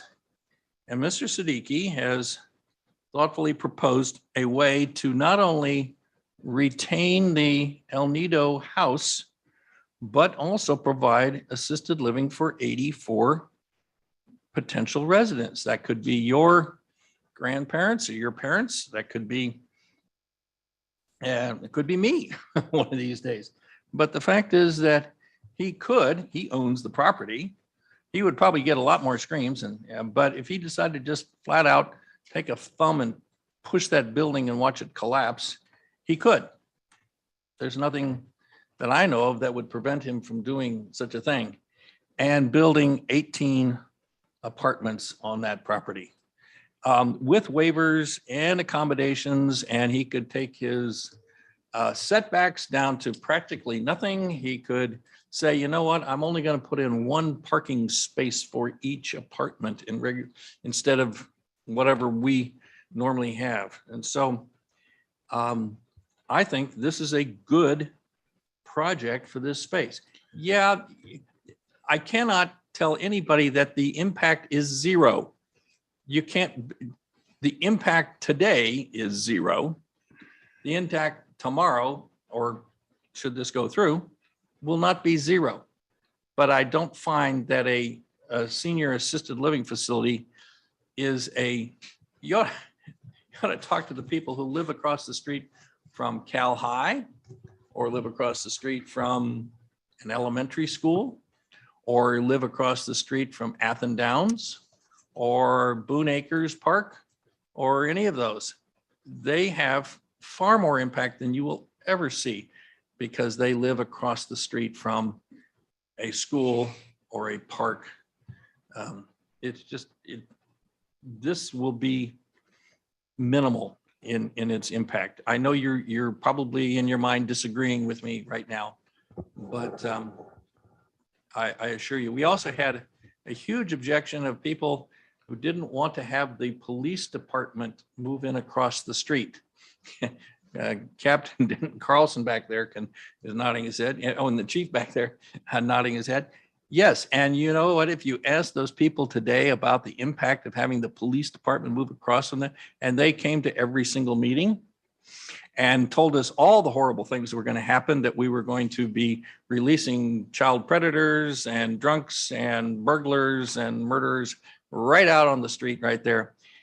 Frankly, I would love to live next door to the police department, because you know where the burglars don't go? they don't go next to the police department. And so the crime in that neighborhood is probably one of the lowest in the city. But yet the people felt that that was going to have a huge impact on their life and that they would be blasting out of there with sirens. Well, they didn't understand how police departments work, because the police department, they're out on patrol and they rarely turn on their sirens. The fire department, on the other hand, turns on their sirens all the time. So I'd be happy to speak to any of you in person, but the fact of the matter is that the landowner has rights. And under SB 330 and other legislation, he has far more rights than, frankly, I would want him to have. It kind of hurts the city in some of the things the state has done. So that's the. Excuse me, through the mayor. Yes. Over here. I just want to remind the council that right now we're only talking about the amendment to the West Side specific plan. Yeah. And that the And council will have the straight off. opportunity to comment on the project itself at a I later have hearing. straight off the topic. I agree. Just a little bit. Thank you. Just a little bit. Fault, no. But the Go fact ahead. is that the matter is that the citizens who made their comments, Yeah. their comments weren't actually on point of the amendment. And so I'm addressing some of their points. I apologize for getting off topic. Sabina, you want to, I'm going to go right and then down to the left. Any comments about the specific plan amendment? Now that It's got Councilmember everything. Perkins has set the stage. No, I For think, 20 minutes, yeah. yeah. What are we supposed to do? Just comment on the amendment and see whether we agree with the amendment or not, or do we have any questions? Help her around- out. CEQA and the CEQA, you can talk about the CEQA. Yes, the proposal is regarding CEQA and the West Side specific plan, whether to introduce the ordinance and set for adoption. And then, of course, at the next hearing that will be set for adoption, there will be another opportunity for the public to speak and for the council to deliberate the West Side specific plan. Okay, so I think we have all read through the, the resolution. And so do we want to just go ahead and set it for next public hearing? Well, we can. First, I Continue get that. a comment from everybody and then go ahead and set it. Go ahead, Mark, you got it? Yeah, I came tonight really fact finding and I've heard the staff report. We had one previous public hearing. I listened to the public comment. I've listened to some of the planning commission meetings as well. So I've been looking for new information from what I've already heard. I do have a couple questions that came to mind. I know we kind of passed that part of the meeting tonight, but maybe Cindy, you could answer a question, which is really that if we don't take action on this West Side specific plan amendment, and then we still have the conflict with the general plan, what is the obligation of the city to make this a park? If the West Side plan says it's a park, it's not our property, it's private property. Sure. So the conflict with the specific plan and the general plan has existed now for over 10 years. The issue raises its head when a development is proposed. And so that's why we're reviewing that application now for the specific plan amendment. If the council ultimately decides not to amend the specific plan and keep it as park, we would, as a city, use that direction with the next general plan update and look at what would be a matching land use destination in a future general plan amendment to bring it back, those two documents back into conformance.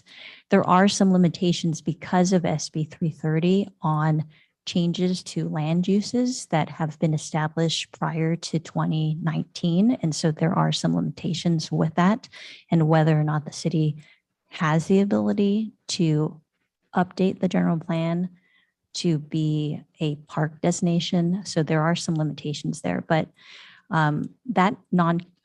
those two documents will continue to stay in conflict unless we take action either in the reverse to bring it back to park if SB 330 allows for us to do that, or to amend the specific plan to make it align with the general plan. So regarding the park and the city's obligation to establish a park, we do have a lot of privately owned properties that are zoned as park.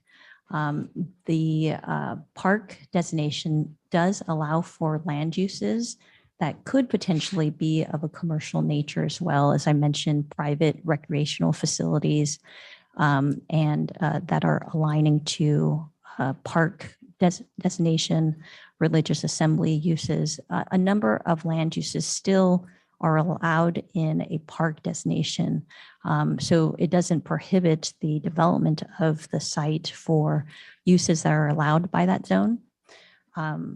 But the city does not have an obligation to establish a public park facility there. It's not identified in our parks master plan or in the general plan as a future park because of the change that was made in 2011.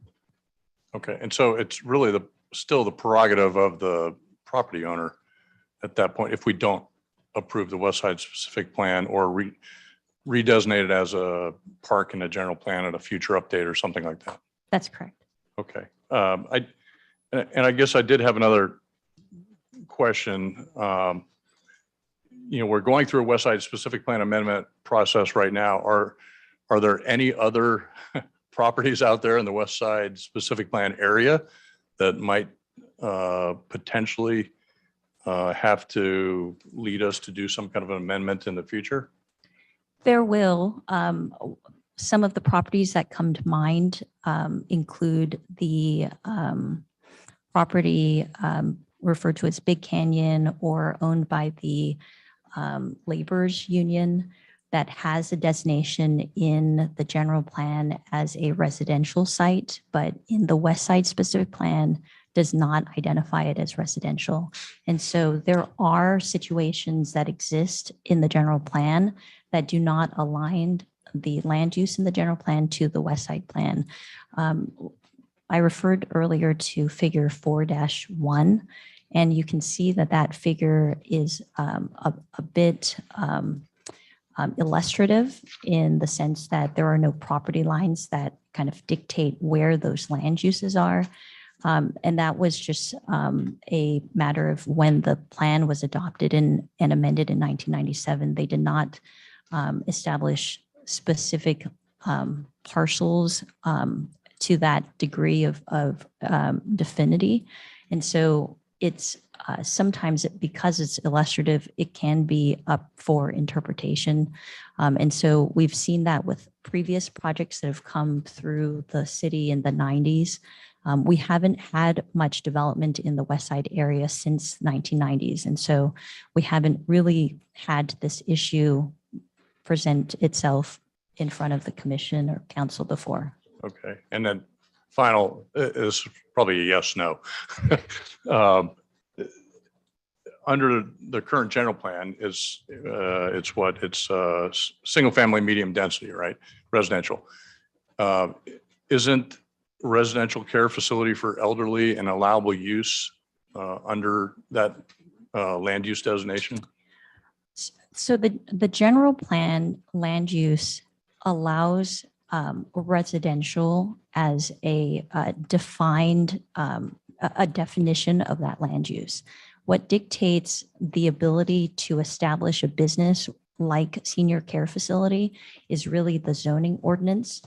In this case, because there's a specific plan, the specific plan is the guiding document that would determine if senior assisted living is allowed. And so the general plan is really meant to generally allow for residential, but the land use as it relates to senior assisted living, that's dictated by the specific plan. And in this case, even if the general plan allows for residential, it does not specifically call out senior assisted living as an allowed use. The specific plan document would do that. And by changing the specific plan land use to something compatible that would allow that land use, that's where that's why the specific plan is needed to facilitate that development. Okay, thank you, Cindy. So I'll take no position at this point, and I'll await the next hearing that we have on this. Thank you. Sure. Thanks, Cindy. From your previous answer, I have one question regarding this Big Canyon that is now owned by East Bay Parks, which is going to be 177 acres park, right?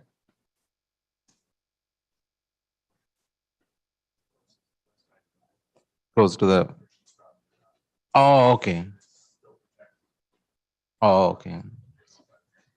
So just for the audience, as Lauren Barr mentioned, the area that I was referring to that has that development potential adjacent to the Big Canyon Preserve, there's a portion off of West Side Drive, on the southern portion of West Side Drive, that has a land use designation as residential in the general plan. And so that would be one of the properties identified as a land use in the general plan as residential, but in the specific plan, it does not match that residential land use. And so it would require an update to the specific plan for that portion of the West Side area to allow for that development there. Thank you. Okay. Mayor, if I- okay. Sorry. Yeah. First of all, I would like to thank all speakers for providing your comments. I know it's late. You guys are here almost from 7 o'clock. I see that you are here and providing your feedback. I appreciate that. So as our attorney, city attorney mentioned, that today is this topic need to be specific about West Side specific plan amendment. So I would like to focus on that conversation, and I'm ready to vote on that one. Whenever the development comes, I would definitely like to see, especially the concerns from the residents that came up about safety, security, as well as the traffic congestion issues, or what are the issues that they raised during today's comments. I would like to definitely see that as part of that development when it comes onto our table. But as today it is only about a West Side specific plan amendment, for me, it looks like we are basically trying to tie up the can that kicked down the road for years to match it with our general plan, to match it as a single, let me make sure I see that, single family medium density, right? So that's the only amendment that we are talking today. So I'm ready to vote on that one. Thank you. Yeah, and just again, I wanted to thank everybody who stuck with us tonight, both residents and the applicant, and being patient with us. You guys probably noticed that in the beginning, we were also talking about how we are planning and balancing retail and housing. So as council members, we have to make decisions to make sure we create spaces for everybody and kind of thoughtfully build, San Ramon as a city which is inclusive, but also we maintain the quality of life for everybody. And these are the discussions as we continue to grow will continue to happen. And we will work together with the Planning Commission and ourselves to make sure that we make the right decision for everybody. So I think with that, if we're focusing on basically the amendment to that plan, and I think we continue that discussion. My recommendation would be we continue that discussion to our next council meeting, and we'll hear again from the residents, and that'll be our next. Is that the motion? That's the. I'll make a motion to introduce the ordinance next in line for the West Side specific plan amendment and project initial study mitigated negative declaration, and waive the reading and read by title only. Let's see, and continue the public hearing to April 26, 2022 for additional public comment, and set April 26 as the date for ordinance adoption. Good. Do we have a second? I'm waiting. And there you go. We have a motion and a second. And looks like we've got 5-0 for that one. 5-5, 5 out of 5. Well, I know it's been an awful long night for everyone. I want to thank you all for coming out. We will do it again on April 26, 2022. As you noticed when Councilmember Perkins got going, this has a lot of history behind it. Yep. I almost wanted to say something at the time, but I didn't want to get on a tangent simply because something is zone park doesn't mean it's going to be a park. I remember when we built that park, I'm trying to think of near Inverness, not Inverness, behind, what did we put in there? Where the gas station is on the corner of Montevideo and. Oh, yeah. Right there. And Terrazzo. Abram insisted that we do, it is a city park instead of an HOA. And I can still remember Ken Mintz saying, we don't do parks under 2 acres. And now I look and I go, I wished I'd listened to Ken Mintz because it's the maintenance. It's just, anyway, but that's here nor there. It's less than half an acre. We don't need to do that. We've got a 5-0 vote and I don't want to keep the people any longer. And we are continued till April 26th. Thank you again. All right, next item is city managers' comments. Well, I will keep it brief given the hour.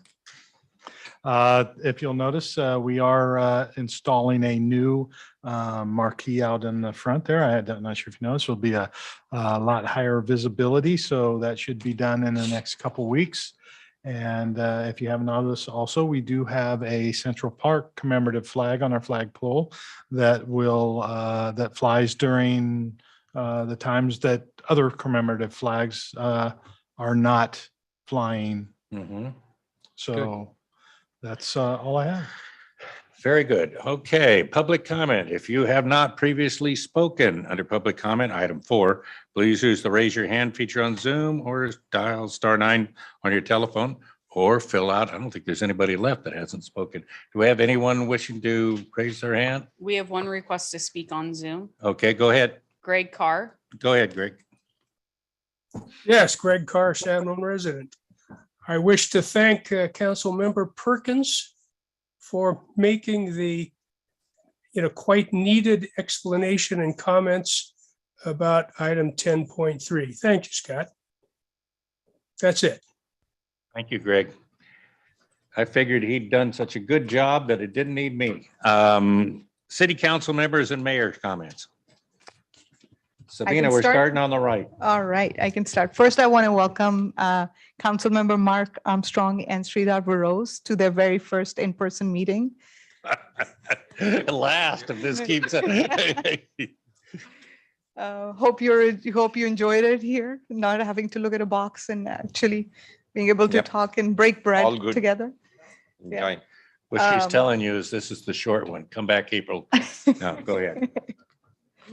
This has been, and I really want to thank our city staff and everybody who's worked to create the hybrid meeting here today. We were talking about it. I know it's taken a lot of work. Some people have just lost hair in the process because they've been planning for this. So just want to thank everybody, Stephen and Joe, for really planning this and making it possible.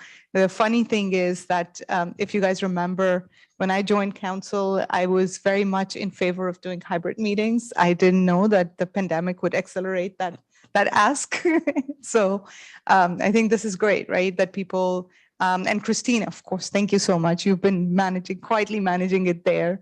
Everything from Zoom to our in-person meeting here. And so people are now able to watch this on Zoom. They're able to participate through, watch it on YouTube, participate it through Zoom, and here in the council chambers. So we're truly inclusive in terms of allowing people to engage with us in as many ways as possible. So again, thank you to the staff for that. One of the asks that we have had from the donor network was to fly a flag. And I know as a council, we'd set a policy that the council would agree collectively. So I don't know if that's something I put to vote or just generally get an agreement from council that. Can't do it tonight. Would that be a vote or how would we go about it? we could bring that as an item at the next hearing. When You we have do to the- And it could go on consent. Okay. All right. So that was my ask. Thank you. Scott? We forgot, at least I did. I forgot to thank Kelly and Joe for all the work they did on the budget. We went through it. We asked for a couple of adjustments, and then we forgot to thank the staff that put that budget together. That was a Thank you, really- Candace. Where is she? And I think Candace is wisely gone home, but Kelly, or maybe she's on Zoom, who knows? But I want to thank staff for all the hard work that went into that. And Joe, this was an exceptional year for you to try to do this, and you got creative, and I do appreciate that effort and the fact that we're going to be able to show revenues plus transfers plus expenses comes out to zero. So to me, that was a remarkable accomplishment considering where you started back in January and all. I'm the current chair of the Tri-Valley Transportation Council. It's a 2-year appointment and my term ends in June. And next Monday, we are voting on the new strategic expenditure plan and the new Tri-Valley development fee. We charge the 7 agencies, the 5 cities and 2 counties agreed back in the early 90s to come together to try and solve some of the transportation problems that affect this region. Waiting for Contra Costa to do it or waiting for Alameda County to do it wasn't working. And so we got together and we charge a fee. And over the next 8 years, we will collect about $160 million through development fees. 20% of that will go right back to the cities and county where it was collected for their use in transportation projects. The remainder, we're going to distribute. There were 38 projects on the list. We prioritized the list, and we are providing funding for the top 15 priorities, which add up to $1 billion.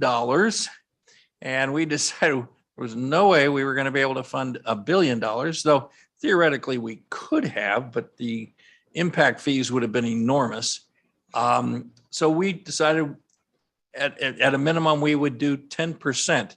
We figured if you couldn't do at least 10% of the project, you really don't have a purpose.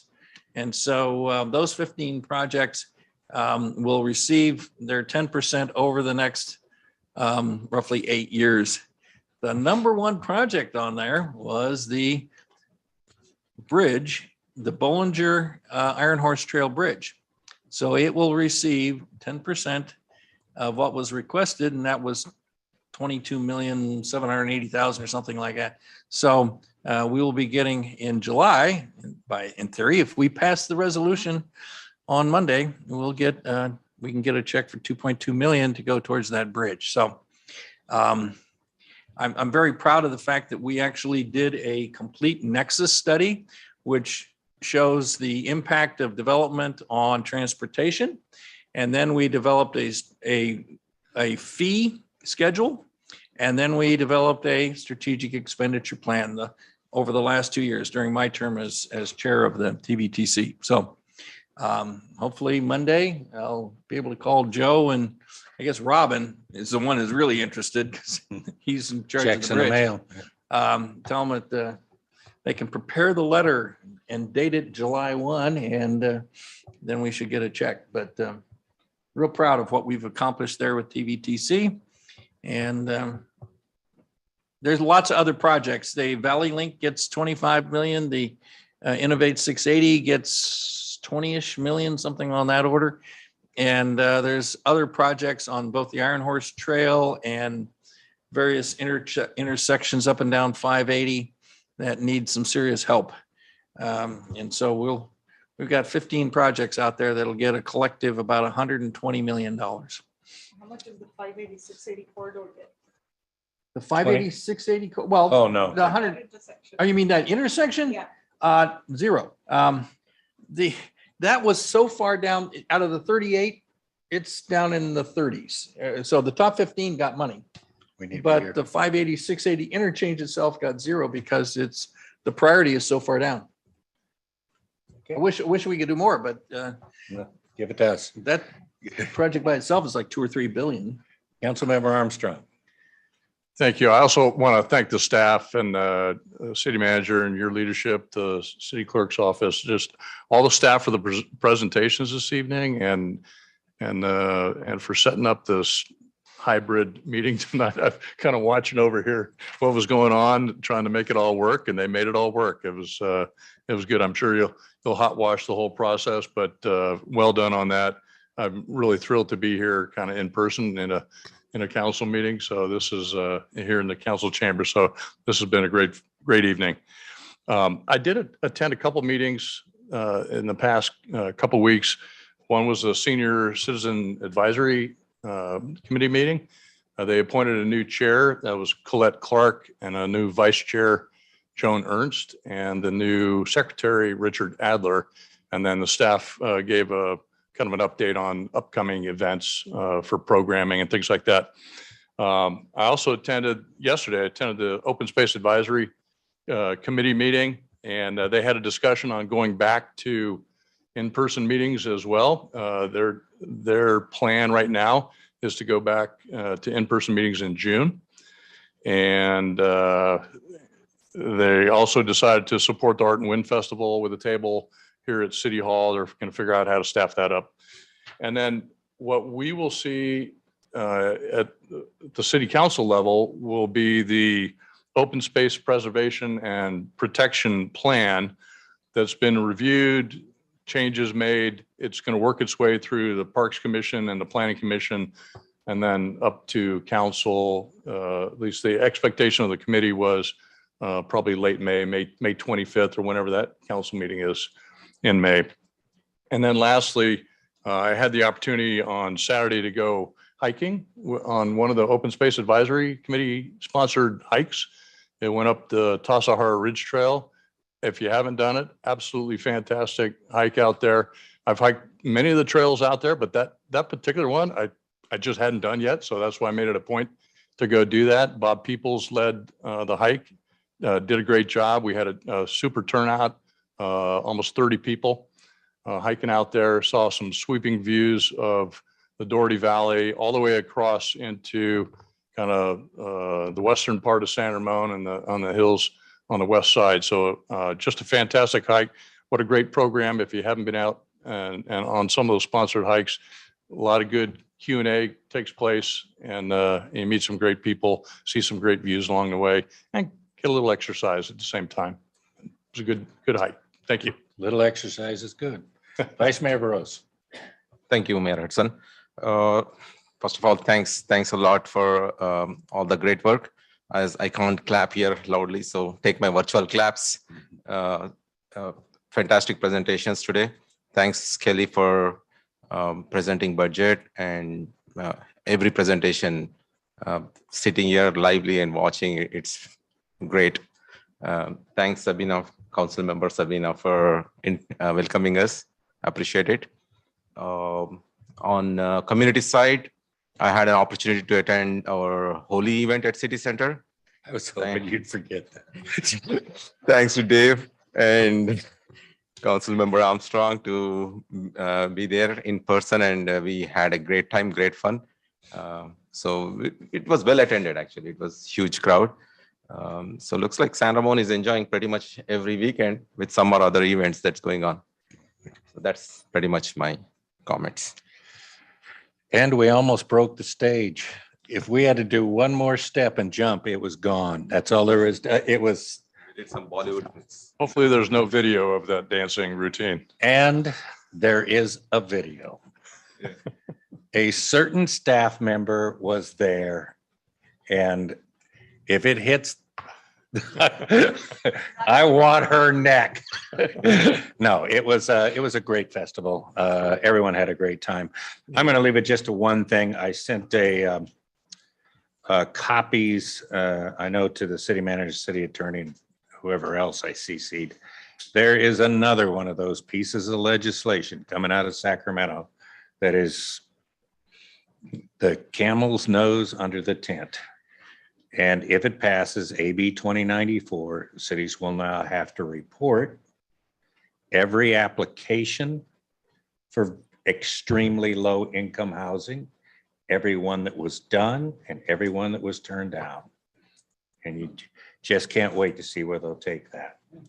I'll leave it at that. Read it. These are the kind of things that are coming out of there constantly. It's just one right after another. If there's no other. Mayor, before you do have a public comment. Okay. Put her on. Calling user 1.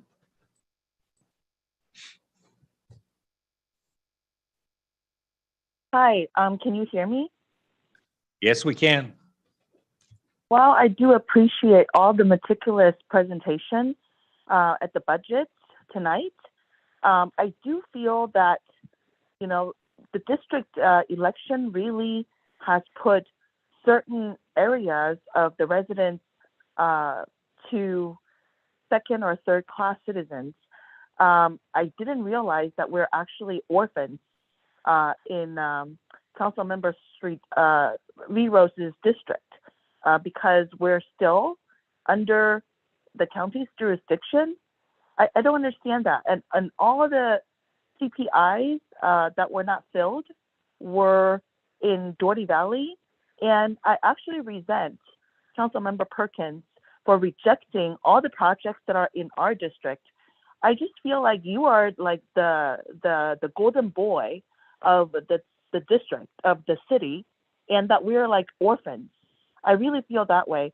And I think partially this is all you're doing. We should not have ever adopted district election. And because you did, and Councilmember Perkins was one of the ones who was really elated that we did, I just want to say something, about this, because all of you know what kind of person I am. Of all the past communications I have given you, I am the one that has always been advocating for true equality. But, the way that Councilmember Perkins' voice is coming through really disgusts me. I just want to put that in the public record. Thank you. Okay, we adjourn to the next regular scheduled council meeting, which will be held on April 26th, 2022. Thank you for hanging with us tonight.